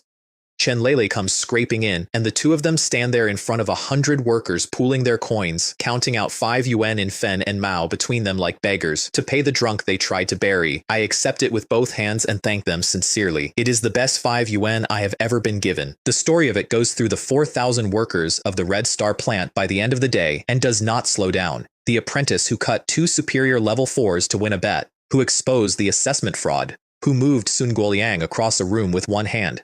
By nightfall, people I have never met know my name, and Director Fan, I hear, has started saying it in a very particular context. There is a deputy director post sitting empty, and Fan has begun to wonder aloud whether a young man like that might be wasted at a workbench. The last piece of it I only learn later, and it is the sweetest by accident, because Director Fan, proud of his shop's new prodigy, brags about me at a meeting of the plant's leadership. He tells the whole story, the bet, the steal, the name, Lin Ming Hao. And at that table sits a senior figure, a major shareholder from the old days kept on in management, a dignified older man who goes very still at the sound of that name because his daughter has been coming home glowing about a young fitter named Lin Ming Hao for a month. Gao Jianmin, Gao Yuna's father, sitting in a leadership meeting, discovering that the brilliant young worker the whole plant is talking about is the same broke suitor courting his daughter. I could not have arranged a better introduction if I had spent a year on it, and I am about to go meet the man face to face. I do my homework first. I hear from Gao Yuna that her father has exactly one love left in his shrunken life, and it is Chinese chess. The man is an addict. He plays in the park, he plays against himself, he plays in his head at meetings. So for a week before the visit, I go to the park every evening where the old sharks gather, and I hunt. There is one white-bearded terror named Old Chen who beats everyone and drops fragments like a leaky sack, and I pick up chess off him and a dozen others until the board stops being wood and squares and turns into something I can simply read. Chinese chess, level 3. Good enough to lose to a man on purpose without him noticing, which is the actual skill I am going to need. Then I put on my best clothes, buy a proper box of pastries, and go to meet the Gao family. The Gao mansion is a lesson in how far a family can fall without moving house. It was a Qing prince's residence once, and you can still see the bones of that, the carved eaves, the wide courtyards, the ghost of real grandeur. But the paint is peeling now. Half the rooms are shut and cold, and the whole place has the hush of people learning to be smaller than they were. Somewhere in these rooms, my memory reminds me, is old money the family has not dared to spend, jade and gold and antiques from the good years. And in a few years, when the hard wind comes for families with the wrong history, men will arrive to take it all, and the lose will lose everything they did not manage to hide. I look at those quiet rooms, and I do not just see my future in-laws. I see, I will be honest, a rescue operation. Everything in this house that the coming storm would swallow, I can make quietly vanish into a box in my head where no raid will ever find it. But that is a plan for later. Today I am here to win a father. It does not start well, because Zhou Jian's mother works here. Her name is Shen Ma, she is a servant in the Gao house, and she is the projectionist's mother, which means she has spent the walk from the door filling Mother Gao's ear with poison about me. A drunk, a brawler, a nobody, a man who steals other men's brides. Mother Gao, a sharp, elegant woman who misses nothing, listens to all of it with a cool little smile, and then, right in front of me, tells Shen Ma that she will form her own opinion of the guest, thank you, and that servants who badmouth their mistress's visitors can find other households. Shenma goes gray and shuts up. I have not said a word, and I am already ahead. Then Gao Jianmin takes me to the chessboard, and the real test begins. I lose the first game, on purpose, and beautifully, the way you let an elder win to show respect. A small graceful stumble at the end that hands him the match. It is a courtesy. It is what a smart suitor does. Gao Jianmen sets down his piece, looks at me over the board and says, "Dry as dust. Do not insult me, young man. You threw that. I felt you throw it. If you are going to sit at my board, play me for real, or do not sit at all." And I feel a grin come up that I do not bother to hide, because I like him. I like him immediately. Here is a man who has lost his fortune, his standing, and most of his world, and the one thing he will not tolerate losing is honesty across a chessboard. "As you like," I tell him, and I stop pretending. The second game is not a courtesy. I take him apart. Not cruelly, but completely, reading 3 moves past everything he tries, closing every door, until his general has nowhere left to stand, and he is staring at a board that has quietly become a cage. For a fallen man whose pride lives almost entirely in this one game now, it is a hard thing, and I watch it cost him, watch the fight go out of his shoulders. So before he can sink too far, I do the thing I actually came to do. I ask for a brush and paper, and I write him a couplet. I write about clouds parting to show the blue sky behind them, about the pine that the winter only makes greener. I write, in the strong, clean hand I lifted off a scholar in a bookstore, a blessing for a man in a long, hard season who has not yet been beaten, only tested, and I mean every character of it, because I know exactly what is coming for this family, and I know they can outlast it if they bend instead of break. Gao Jianmin reads it, and this proud, tired, fallen man who did not flinch at losing his fortune has to look away for a moment and gather himself, because someone has finally said the thing he needed to hear, and said it beautifully, and meant it. When he looks back, the test is over. All of it. "Yuna," he says, not taking his eyes off me, "was right about you." And that is the whole approval, complete, from a man who does not give it twice. Mother Gao feeds me until I cannot move. Gao Yuna walks me to the gate when I leave, and in the shadow of the old carved arch, quickly, before she can talk herself out of it, she rises up and kisses me once on the forehead and then goes red and refuses to look at me. I walk the whole way home not feeling the cold at all. I have the father, I have the mother, I have the girl. The wedding is real now, a thing that is going to happen. All that is left between here and there is rank and money and the small ongoing pleasure of watching the courtyard learn its lesson one beast at a time, starting again with the man who cannot stop trying to charge me for things that are free. I decide I want fresh fish. So I buy a rod and a hand auger for the ice, and I pick up fishing off a couple of old anglers at the tackle shop while I am at it. And Yan Bugi, who has apparently appointed himself the courtyard's official supervisor of my leisure, insists on coming along. He fishes the Winter River every year, he informs me grandly. He is an expert. I will need his guidance. In fact, he says, extending a palm, since he is providing expert guidance, a small guide fee would only be fair. 3 fen. I give him his 3 fen. I want to see where this goes. Where it goes is out onto the frozen river, where Yan Buguai augers his hole with great ceremony, drops his line, and settles in to lecture me on technique. And I walk 20 paces off, cut my own hole, and bait my hook with something Yan Bugi does not have. Fat, wriggling worms from my 10 times farm, soil still on them, and a hook rubbed with a drop of real sesame oil. An old scent trick that under this ice is basically a dinner bell. The fish lose their minds. I pull them out one after another. Grass carp thick as my forearm, a mandarin fish, a bream, the whole practically boiling, while 20 paces away, Yan Bugi catches 4 things the size of my thumb and slowly stops talking. I quietly slip 30 of the best fish into the box in my head where they will keep forever, and I keep a visible pile on the ice, and when the old anglers wander over gaping, I sell them the extra for about 10 yuan, cash, on a frozen river, having spent nothing but worms. And then I notice Yan Bugi is not at his hole. He has crept off along the bank. When I finally spot him, he is peering down at the ice near my spot with an expression of real distress. From a distance, with me crouched low over the water hauling up fish, the old man has convinced himself I fell through a hole and drowned. He has come to investigate the tragedy. When he sees me alive and surrounded by a fortune in fish, the relief on his face curdles instantly into the purest, most wounded envy I have ever witnessed. He caught 4 minnows, I caught a market stall, and he paid me nothing while charging me 3 fen for the privilege of watching. He is so completely gutted that I take pity on him. A little.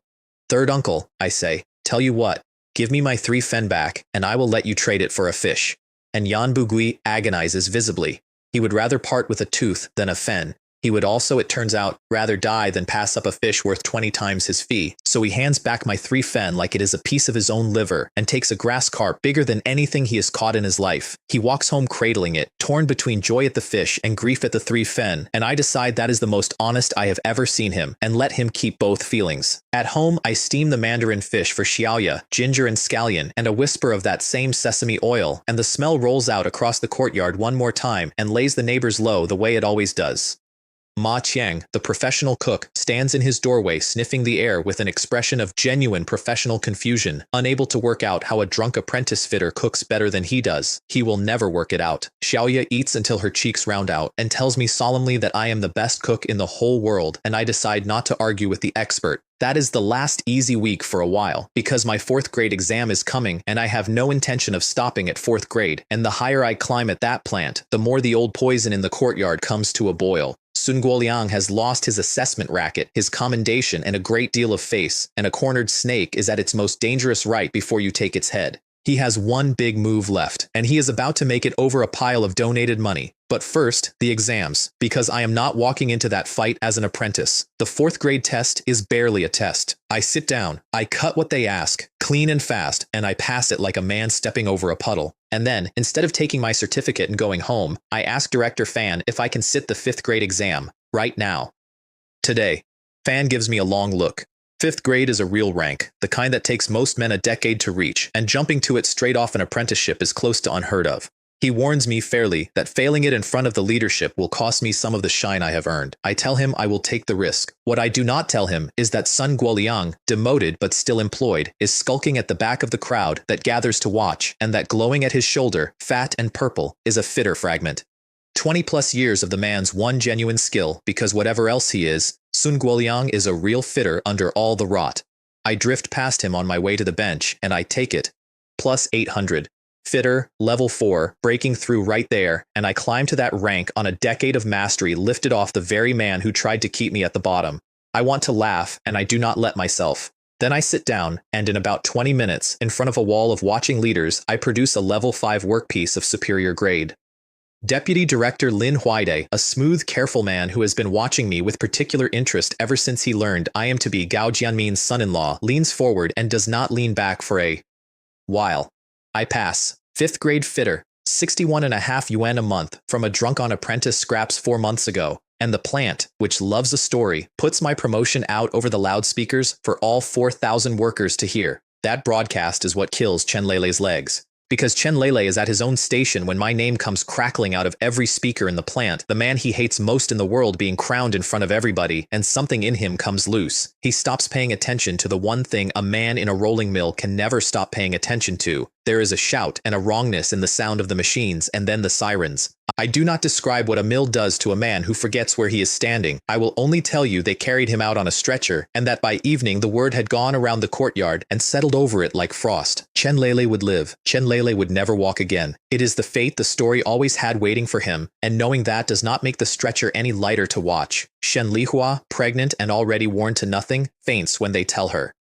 And Chen Malian does what Chen Malian does with grief. She aims it. She comes to the factory gate screaming that I did this, that my promotion cursed her son, that the plant must fire me and pay her 5,000 yuan for the disaster my good fortune brought down on her family. It is madness, superstition dressed as accusation, and Shu Aimin, who happens to be there, listens to about a minute of it before he has her escorted off to cool down for the night. The way you remove a person who has crossed from grief into causing a public danger. The plant, for its part, does the decent thing that Chen Malian will never once credit. It cannot undo the accident, but it grants the ruined family a work placement, a slot for Shen Lihua to become a fitter herself once her baby comes, a wage to keep them alive. Real help, quietly given, to the family whose son just cost the shop a fortune in trouble. But real help does not fill Sun Guoliang's pockets, and a destitute, pitiable, freshly crippled family is not a tragedy to a man like him. It is inventory. It is the most sympathetic bait he has ever been handed. A paralyzed young worker, a pregnant wife, a screaming grandmother, hungry children.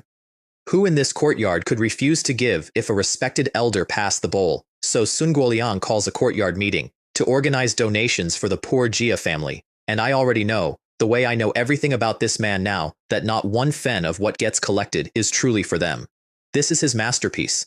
This is the racket he has run for years, dressed in its very best clothes. And this time I am going to take it apart in front of everyone he has ever fooled. The meeting is Sun Guoliang at his finest, and I will give the devil his due. He is good at this. He stands in the center of the courtyard with a bowl and a grave, gentle face, and he talks about compassion, about a crippled young man and his pregnant wife and their hungry children, about how a courtyard is a family and a family carries its own, and he passes the bowl. And I watch the machine work, watch neighbors who can barely feed themselves reach into their pockets under the weight of every eye in the yard, because to not give, while the respected first uncle watches sadly, is to be marked as the one heartless soul in the compound. Nobody can afford it. Everybody gives. That is the whole engine. I arrive late, and I lean against a wall, and I let it run for a minute because I want everyone here for what happens next. The bowl reaches Guo Shijie, my one honest friend, who has 3 kids and not much, and is already digging for coins he needs, because he is exactly the kind of good man this trick is built to milk. And I push off the wall. "Put your money away, Shiji," I say, loud enough for all of them. The courtyard turns. Sun Guoliang's gentle face swings toward me, already reaching for the wounded tone.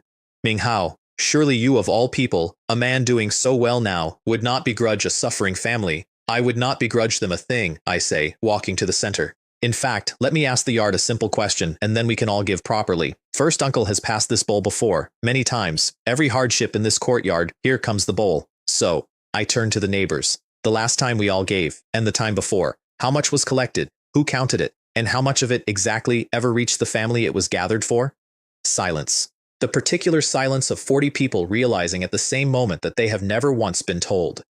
"Nobody knows," I say. "Nobody has ever seen a number. You give in to the bowl, and the bowl goes to first uncle, and the family gets whatever first uncle says they got, which is never quite as much as went in, is it? Think back. It never quite adds up, because the bowl is not a kindness. The bowl is a business, and you have all been its customers for years." Sun Guoliang's face is doing heroic work trying to stay gentle. "This is slander. I have given my whole life to this courtyard." "Then open the accounts," I say. "Right now. Show us the record. Every collection, every fen, every payment to every family. A man who truly wanted to help would keep the books in the open and be glad to. Show us, first uncle. We are all here. There are no books. There have never been any books, and every soul in the yard can see him not producing them." I turn back to the neighbors before he can spin it. "Here is what we are going to do instead. The Jia family's real needs, I will handle. Myself, openly. I can afford it now, and what they get you will all be able to see. So nobody in this courtyard who is barely getting by has to be shamed into giving what they do not have. We take care of them like a family. We just do not do it through a bowl that leaks." The yard loves it. I can feel the whole mood swing, the years of quiet resentment finding a shape at last, and Sun Guoliang feels it too, feels his oldest, safest racket dying in front of the marks. And so, having lost the crowd, he does the only thing left to a cornered man. He signals his dog.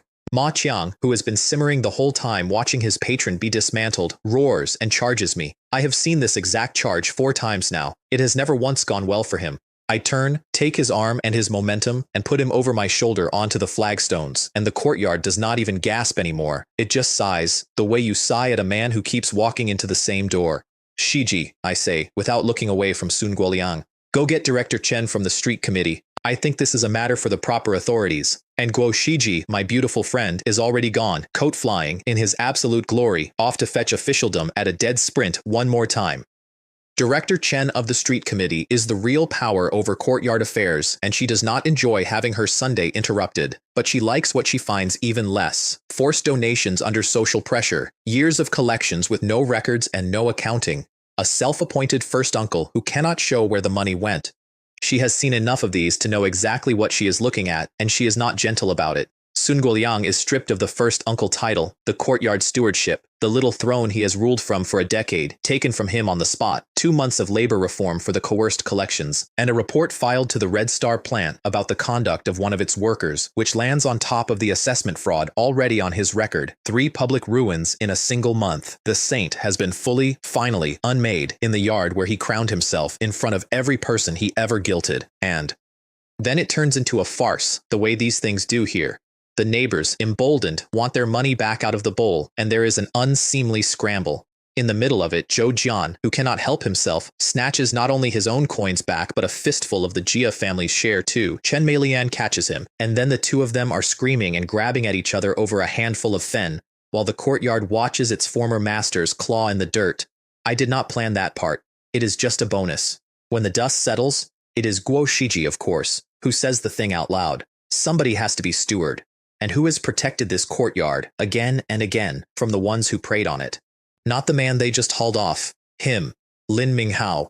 And the courtyard, which 4 months ago wanted to bury me and now looks at me as the one man who stands between it and the beasts, agrees, loudly, nearly all at once. So the drunk they tried to evict becomes the steward of the courtyard. Acting steward now, full steward in 6 months, the youngest this compound has ever had. Sun Guoliang's throne, and I did not even have to reach for it. They handed it to me. The war for the courtyard is over. I won every inch of it, and just as the domestic board goes quiet, a much larger one opens up, because a man far more powerful than anyone in this yard is about to learn my name, up on a mountain, over a game of chess. Before the mountain though, the rewards. Because a 5th grade fitter who exposed fraud and saved a superior workpiece is a story the plant wants to reward loudly. Director Guo calls me up in front of the shop with Gao Jianmi sitting right there among the leadership looking quietly pleased about his future son-in-law and hands me a 30 yuan bonus, a 5 yuan raise that puts me at 66.5 a month, a purchase ticket, and a timber certificate. The purchase ticket is the interesting part, because in 1962, you cannot simply buy the good things, you need a ticket for them, and I am offered my choice. A bicycle, or a radio. Everyone expects me to take the bicycle. A bicycle is one of the famous 4 big items a man needs, the milestones of a good life: bicycle, radio, watch, sewing machine. Instead, I take the radio ticket. You do not want the bicycle? Director Guo asks, surprised. I will make my own bicycle, I tell him. Behind me, I hear Sun Guoliang and Ma Qiang snicker to each other, because obviously the drunk cannot build a bicycle. Obviously this is arrogance. I let them snicker. I have learned to enjoy the sound. It is the sound that plays right before I make somebody eat their words. I buy a red lantern radio, which makes Xiaoya squeal when the music comes out of the box, and I redeem the timber certificate for good oak, and I go to work. First the carpentry, because I lifted that skill weeks ago and never used it. I build furniture, not rough boxes, real furniture. Oak cabinets and a chest with carved panels. Joints so clean they need no nails, the kind of pieces a master craftsman would put his name to. The courtyard comes to gawk. Yanbu Gui, my defeated smell thief, takes one look and completes his full conversion into a flatterer, running around telling everyone that he always knew Ming Hao was a genius, that he practically discovered me, elbowing in to be my greatest admirer now that admiring me is clearly the winning position. Then the bicycle. I buy a wrecked frame and a pile of scrap parts, a bent wheel here, a set of worn pedals there, and here is where I have some real fun, because I pay for the parts with food. Eggs and potatoes from the 10 Times farm in the hungry winter of 1962 are worth more than money to the right man, and the repair shop owner nearly faints when the young fitter pays for a box of bike parts with a basket of fresh eggs and does not even haggle hard. I take the wreck home, and with mechanical repair skill lifted off the plant's machinists, I do not fix a bicycle. I build one. Better than new, smooth as silk, and I register it properly, license and all, because I am not an amateur. When I ride it into the courtyard, the reaction is roughly what a sports car would get. A private, self-built, gleaming bicycle. The neighbors cannot believe it. Half the 4 big items, earned in a season, by the man they rode off. And Zhou Jian, watching from his doorway, turns a shade of green I have not seen on him before. Which is why Zhou Jian does something very stupid. Because he noticed that when I first started riding it, before the paperwork cleared, I did not yet have the bicycle ticket in hand. And Zhou Jian, petty to his marrow, slinks off and anonymously reports to the police that Lin Minghao is riding a stolen bicycle. The same 2 officers who have now been to this courtyard more times than some of the residents come rolling back in, weary, to investigate the stolen bike. Except I am not an amateur. I produce the invoices for every single part. I produce the repair records. I produce the registration and the license, all in order, all mine. The bicycle is provably, boringly, completely legal, built from purchased scrap by my own hands, and the officers relax because for once this is easy. Then I turn it around, because a false report deserves a finder's fee. Officers, I say, all innocents to the whole watching courtyard. Somebody in this yard made an anonymous report that they knew was false, purely out of spite, and wasted your time twice over. That is a serious thing, is it not? Reporting a crime you invented? I let my eyes drift across the crowd, slow, and I watch Zhou Jian's smirk flicker and die as everyone starts wondering.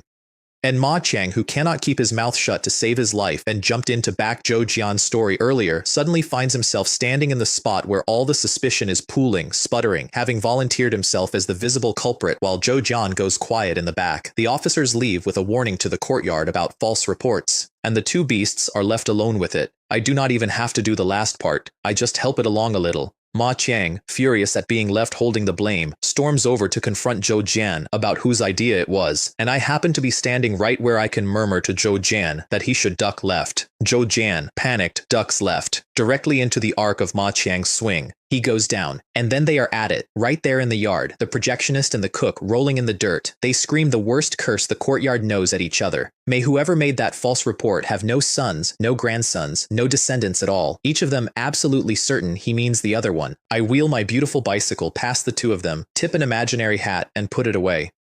The courtyard is not even a challenge anymore. It is a self-cleaning oven. And that is when the mountain finally calls, in the form of a quiet older man with a camera and a chessboard, who turns out to be one of the most powerful people I have ever met. It happens on an outing. I take Gao Yuna and Xiaoya up to the fragrant hills on a clear day, and near the top there is an older man alone with a good camera, dignified, unhurried, the kind of quiet that usually means something. He has a small travel chessboard set up on a rock and is frowning at a problem with nobody to play it against. So I sit down and play him.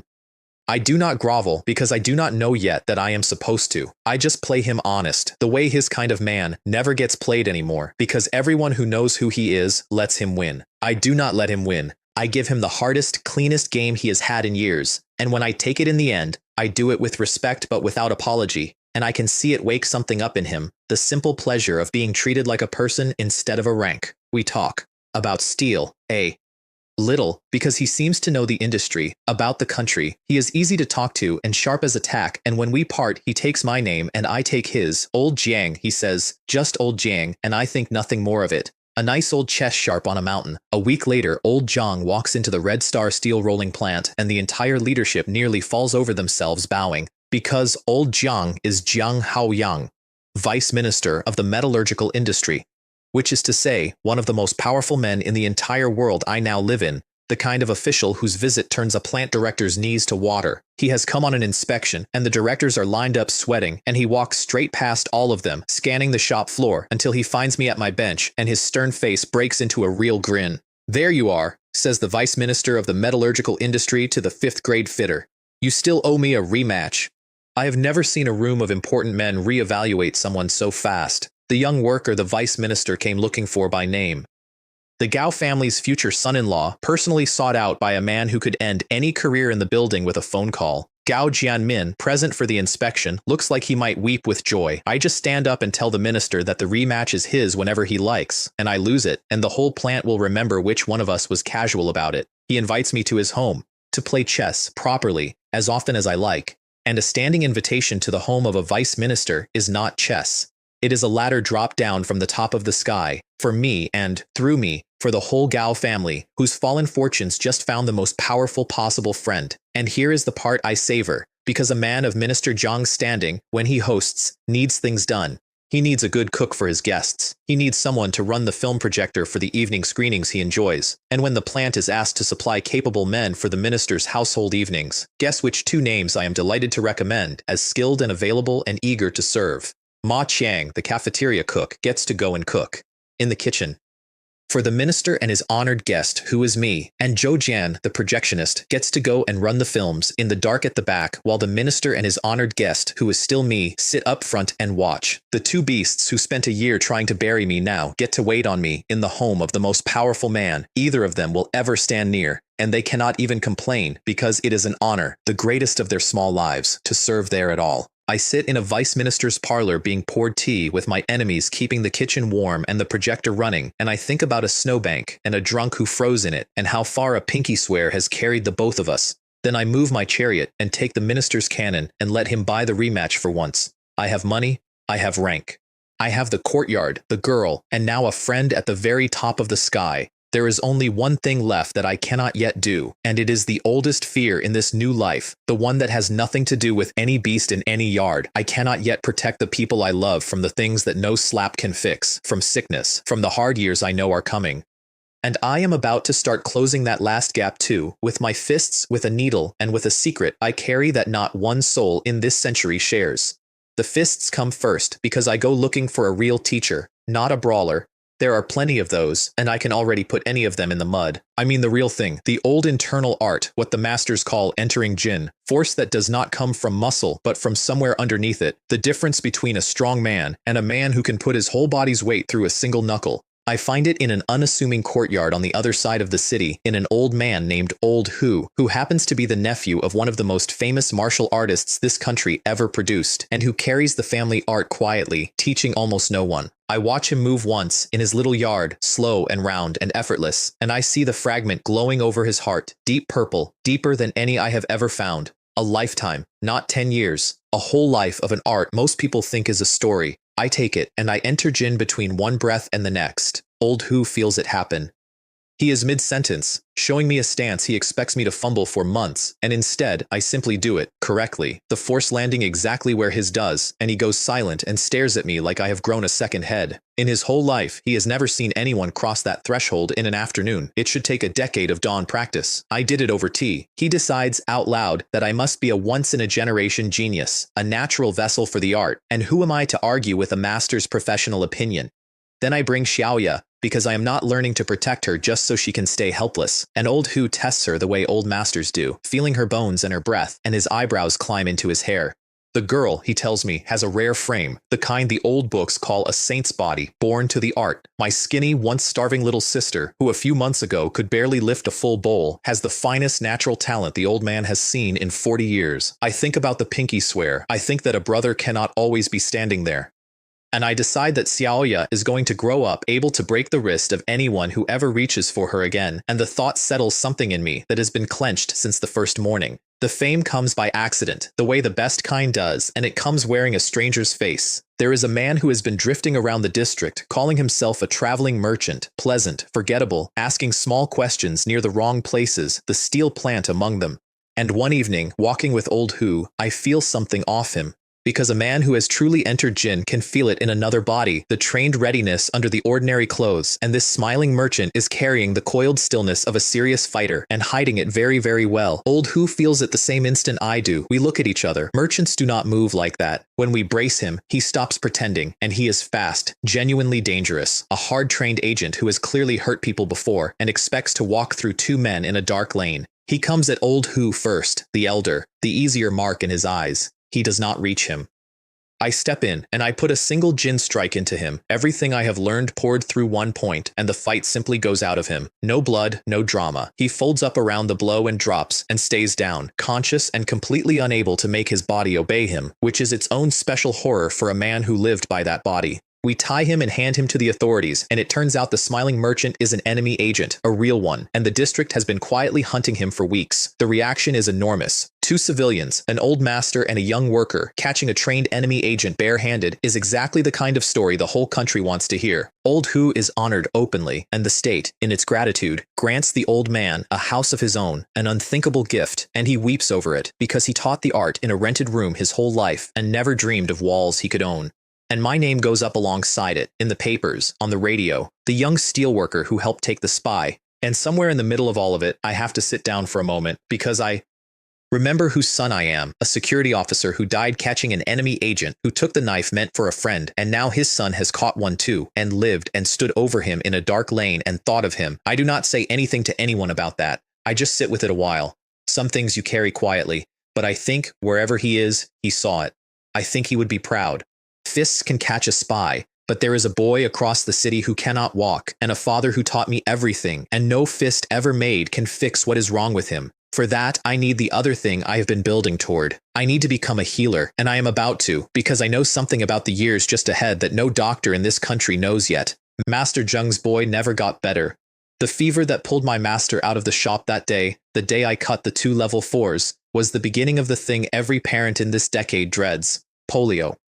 The boy lived, but his legs did not come back, and for months now, Master Zheng has been going to work with a hollow in his chest, the brightest man in the fitter's shop slowly folding under a grief he never mentions, because his son, the light of his whole life, will spend it in a chair. He has taken the boy to every doctor he can afford, and several he cannot. They have all said the same word: nothing.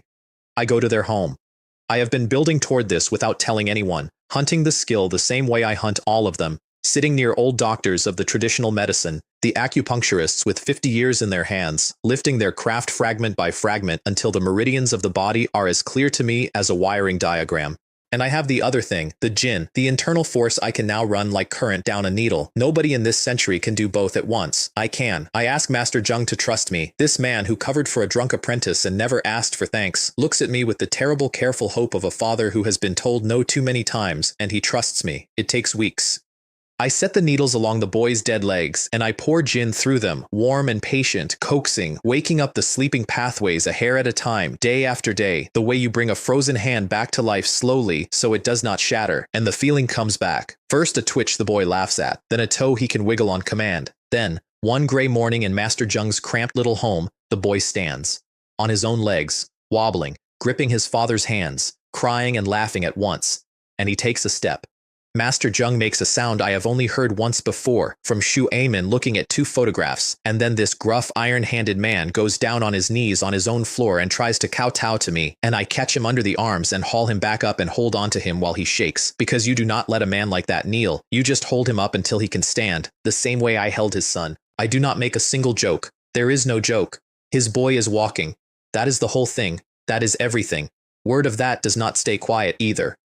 A young steelworker who cured a polio-crippled child gets attention, the serious kind, from the people whose whole lives are fighting that disease. And that is how I come to meet a real one, a dedicated researcher named Wei Lixin, a man history will remember as the one who beat polio in this country, though he does not know that yet. He is deep in the work already, chasing a way to protect millions of children before they ever get sick. And I, who happen to know exactly which road leads out of this particular darkness, get to be the strangest kind of help. I cannot hand him the future, but I can nudge, encourage, confirm a hunch here, wave him off a dead end there, a young admirer who somehow always believes in the promising idea and never the doomed one. The sweet little preventive that will one day reach every child in the country, I get to quietly cheer along toward existing. It is the best use I have ever made of knowing what comes next. And out of all of it, the healing and the strength and the 2 lifetimes of knowing how bodies are supposed to work, I build one more thing, and this is the one that puts my name in every home in the country. I design a set of exercises. Simple ones that anyone can do in a courtyard or a factory yard or a schoolroom, no equipment, no cost, movements drawn from the internal art and from the plain science of my old life, built to keep ordinary people strong and well in a decade with too little food and too little medicine. I show it around and it works, visibly, and it climbs, up through the plant, up through the district, up and up until one morning it comes out of the radio, out of the red lantern box that made Xiaoya squeal, broadcast across the whole nation for everyone to follow along, and the announcer says the name it carries. Lin's bodybuilding exercise. My name. Coming out of every loudspeaker, in every courtyard, in every city, heard by hundreds of millions of people at once. Xiaoya looks up from the radio, and looks at me, and says, "Gay, that is your name. That is your name coming out of the radio." "Yeah," I tell her, and I have to clear my throat. "It is. The drunk who froze in a snowbank has a name the whole country says out loud in the morning.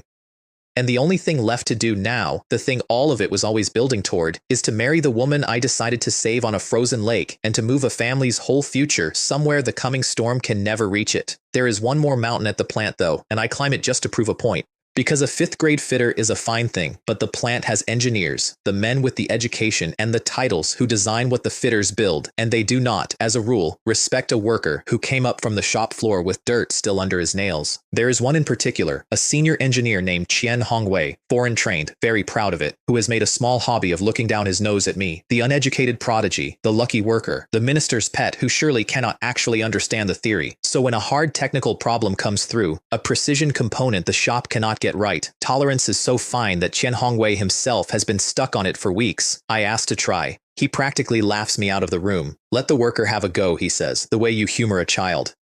I have been picking up engineering the whole time, of course, off every real designer in the building, and I have something none of them have, a past life that lived and breathed this kind of precision. I take the problem, and I do not just solve it, I solve it to 1/100th of a millimeter, tolerances they did not think were achievable in this shop, and then, because Qian Hongwei keeps needling me about my lack of proper education, I write the whole analysis out clean, and I switch into English to answer the visiting technical expert's question directly, fluent, exact, discussing the theory at a level the foreign-trained engineer cannot follow without help. The room goes very quiet.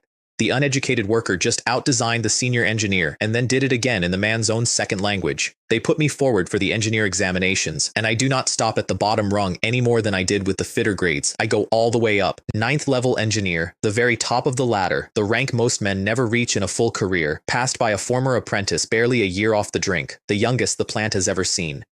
Qian Hongwei does not look down his nose at me after that. Qian Hongwei, last I see him, is being very careful to pronounce my name correctly. I do not even particularly need the title. I have money and rank and fame and the top job coming. I climbed that last mountain purely because a proud man told me a worker could not, and I have developed a deep, abiding fondness for making that specific kind of man wrong. But titles are not why I am racing to stack every skill and every yuan and every ounce of standing I can reach. There is a clock running that only I can hear. I know what is coming for families like the Lu's in a few short years, the hard wind, the raids, the sorting of people into the wrong categories, and before it arrives, I am going to marry into that family, and I am going to make everything they own that the storm would take simply disappear into a box where no storm has ever reached. Starting with a wedding the whole city will remember. But first my sister has a birthday, and it is the first one in her life that anybody has celebrated. Xiaoya turned 6, and I decide 6 is going to be a very different number than 5 was. I cook all day, and for the finish, I do the trick I have been saving. I sit her down, I show her my empty hands, nothing up my sleeve, and I reach behind her back and out of the box in my head, and I produce a cake. A real one, cream and sponge, the kind of thing that does not exist in this city this year, appearing out of thin air the way the candy did, except 100 times better. Her whole face comes apart with joy. She has never seen a cake. She did not know cakes were real. We do not eat it so much as wear it. There is a smear of cream on her nose, and then on mine, because she reaches up very seriously and boops me with a frosted finger. And then it is war. And by the end, the two of us are laughing and covered in cream, and the small hard-won room is full of a sound that this family has not made in years. My wary, countdown-thin, ghost-fearing little sister sits in the wreckage of her first birthday cake, round-cheeked and safe and howling with laughter, and I look at her and I think about a pinky swear made on the first morning, and I think that one is paid. Whatever else happens, that one is paid in full. Somewhere across the courtyard, I know, the Jia household is having a different evening. Chen Lei bitter in his chair, taking it out on Shen Lihua the way broken men do, the misery grinding on in that family like it always will. I do not gloat about it. I just close my door on it and keep my sister's birthday clean because their darkness is their own making and it is not going to get any of Xiaoya's light. Between the birthday and the wedding, I start my other project, the quiet one. I begin haunting the ghost market, the old Grey Dawn Bazaar, where in these lean years, desperate families sell off the last treasures of better times for a fraction of nothing, jade and porcelain and bronze changing hands for a few yuan because a few yuan is dinner. I lift a treasure appraiser's eye off an old dealer named Grandpa Guan, and suddenly the junk tables light up for me. A dusty little incense burner nobody wants, 6 yuan, is a genuine imperial piece worth more than most men earn in years. I buy it, and dozens like it. Real history going for the price of cabbage. And every piece goes straight into the box in my head, into the warehouse where time stops and nothing is ever found by anyone. Because here is the thing I understand that the sellers do not. This wealth is not safe out here. In the years just ahead, having beautiful old things will not be a fortune. It will be a danger, a reason for hard men to come to your door. But in my box, outside of time, outside of any search, it is safe forever. I am not just buying antiques, I am quietly carrying a slice of a whole century's endangered treasure across the coming storm in a pocket that does not exist. And I am about to do the same thing on a much larger scale with the entire fortune of the family I am marrying into. The wedding is in 3 days, and when it comes, the whole city talks about it. We get the marriage certificate first, the two of us standing together while it is stamped, Gao Yuna in red, biting down a smile and losing. And then there is the feast. And the feast is a legend before the last dish lands. A master chef, one of the famous hands in the city, works the kitchen. The tables run long with food nobody has seen this much of in years, half of it quietly out of my endless box. The courtyard neighbors, invited because I am their steward now, eat better at my wedding than they have eaten in a decade. And Yan Bugai, my defeated smell thief, gets to actually taste the things he has only ever inhaled, and is so overcome he nearly cries into his bowl. He even, I am told, tries to squirrel away a few of the leftover lunchboxes to take home, which is the most perfectly Yan Boogie thing a man could do at another man's wedding, and I let him, because today I can afford to be kind to a small, greedy man. The guest that stops every conversation is Minister Zhang, The vice minister of the metallurgical industry, in person, at the wedding of a steelworker, is a thing that does not happen, and the honor of it settles over the Gao family like sunlight, lifting them, in one afternoon, most of the way back up from the low place the years had pushed them. Gao Jianmin stands a little straighter than I have ever seen him. His daughter did not marry down into disgrace after all. His daughter married a man the minister crosses the city to toast. But the part that undoes me is the parents' seats. Because a wedding needs the elders to sit and receive the couple's bows, and I have no parents to sit in those chairs. My father is a name on a martyr's certificate. My mother is a story, so Shu Amin and Aunt Lin sit in them. The man who held my dying father, who lost 2 sons to a war and has been quietly aching for children ever since, and the woman who braids Xiaoya's hair and calls her beautiful. They sit in my parents' places, and Gao Yuna and I turn and bow to them, deep, 3 times, the way you bow to the people who raised you, and Aunt Lin is weeping openly, and Shu Aiman, iron old Shu Aiman, has his jaw locked so hard it shakes, and when we come up from the last bow, he grips my shoulder in that same way he did on the first morning, the way that says everything a man of his time cannot. Xiaoya stands between their chairs in a new red dress, holding Aunt Lin's hand, and for a moment, the whole broken arithmetic of this family, the dead parents, the lost sons, comes out even. 4 people with holes in them, standing together in a shape that finally fits. I do not have a single joke for it. I just bow, and let it be exactly as large as it is. The dowry that comes with Gao Yuna is the 4 big items, and more, all the proper things. But hidden in the false bottoms of the dowry furniture, wrapped and silent, is the real gift. The one Gao Jianmin and I arranged without ever quite saying it out loud. 20 bars of gold, the whole surviving heart of the Gao family fortune, sent out of the mansion under cover of a wedding into the keeping of the son-in-law who came from nothing. That night, when the guests are gone and my wife is asleep, I open the box in my head, and one by one I move the gold in, out of the furniture, out of the reachable world, into the warehouse outside of time where no raid will ever go, where the fortune of a good family will wait, safe and whole, for a day years from now when it is safe to have it again. And I stand there a moment in the quiet, a former programmer, a former drunk, holding a family's entire future in a pocket that does not exist, and I think, let the storm come. I have already carried them through it. They just do not know it yet. I have everything now. The girl, the family, the rank, the fame, the fortune, the fists to guard it all. There is only the settling of old accounts left, because a few of the beasts from that first morning are still walking around not yet having learned their final lesson. And the universe, and I, are about to teach them. Sun Guoliang is the first. Account to close, and it closes hard. Once a man like that starts to fall, the fall finds its own momentum. The assessment fraud was on the record. The forced donations were on the record. And when the authorities actually pull the thread, the whole tapestry of a decade comes apart. The skimmed collections, the misused relief grain, the quiet years of eating off other people's need. It adds up to a word much heavier than the ones the courtyard used to whisper about him. Embezzlement, a real charge with real weight. The respected first uncle, the moral authority of the compound, the saint who guilted a courtyard for 10 years, is tried and sentenced and sent away for 15 of them. The mask does not just come off at the end, it goes to prison. And the courtyard he ruled by shame breathes out, all at once, like a held breath finally let go. Ma Qiang though. Ma Qiang I get to finish personally, and it is the sweetest of all, because he hands me the whole thing himself. It starts with a bribe. Deputy Director Lin Huaidi, the smooth one who has been circling me since my rise, wants me in his pocket, or failing that, wants me compromised. So he sends me a gift, the kind that is not a gift, a box with 10 bars of gold in it, the sort of thing that if you accept it makes you his, and if it is ever found on you, ruins you, a trap wearing a ribbon, and Ma Qiang finds out about it.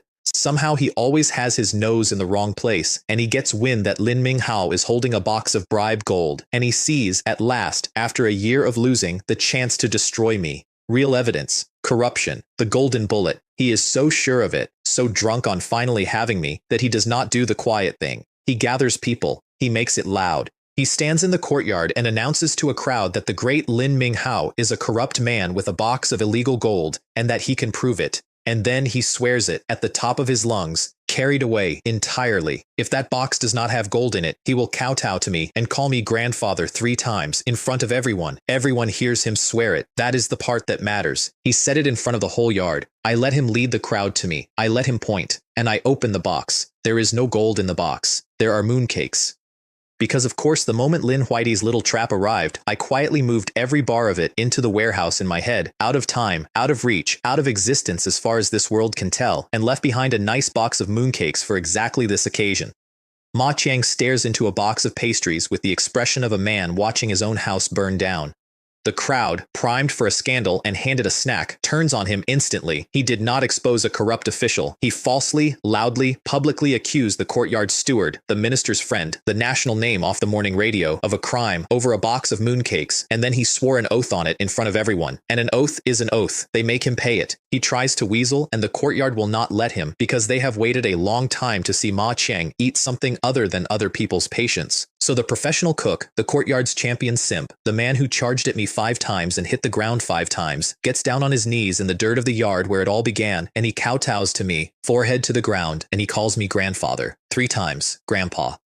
Grandpa. Grandpa. Each one quieter and more strangled than the last, while the whole courtyard watches and does not bother to hide its joy. The plant, hearing the whole story, is not amused by a cook who runs around making wild corruption accusations, and Ma Qiang is demoted for it, cooked down to kitchen apprentice, back to the bottom of the ladder he spent years climbing, peeling vegetables under men he used to boss. Lin Huide, his trap sprung on empty air and his name now attached to a mess, quietly decides I am far too much trouble to bribe and leaves me alone for good. As for the rest of that first morning courtyard, the wheel finishes its turn. Chen Lele sits in his chair. Chen Xiaohai did his month and, I hope, learned the thing his family never taught him. Shen Lihua, after her 3rd child comes, takes the factory placement and becomes a worker at last, a wage of her own, a small hard step out from under the misery she married into. And I find I do not begrudge her that one. Even the green tea vampire gets to become a person if she wants to. The beasts are all finally exactly where their own natures brought them. And me?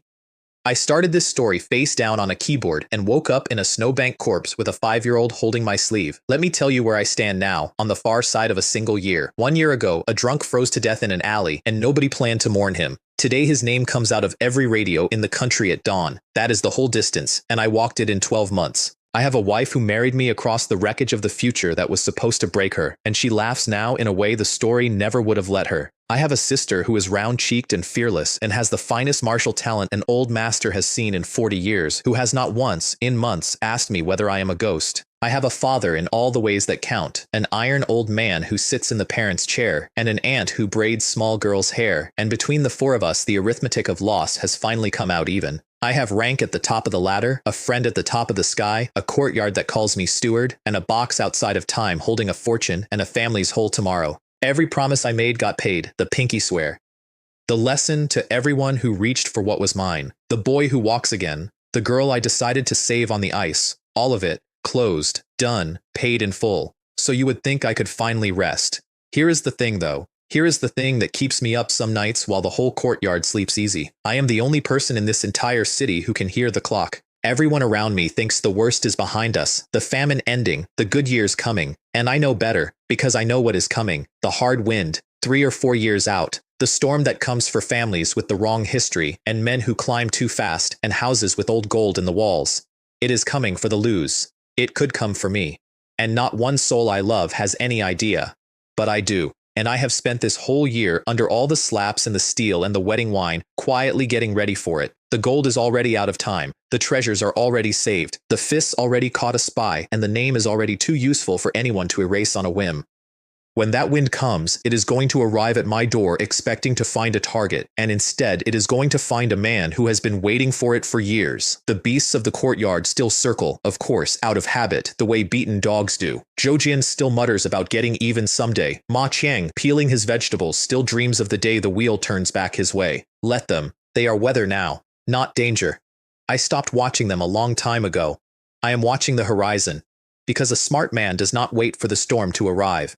He is standing in the doorway when it does, with his family safe behind him and his hand already open, ready to catch whatever it throws. So ask me again in 3 years, when the wind finally comes down off that horizon, whether the drunk from the snowbank was ready for it.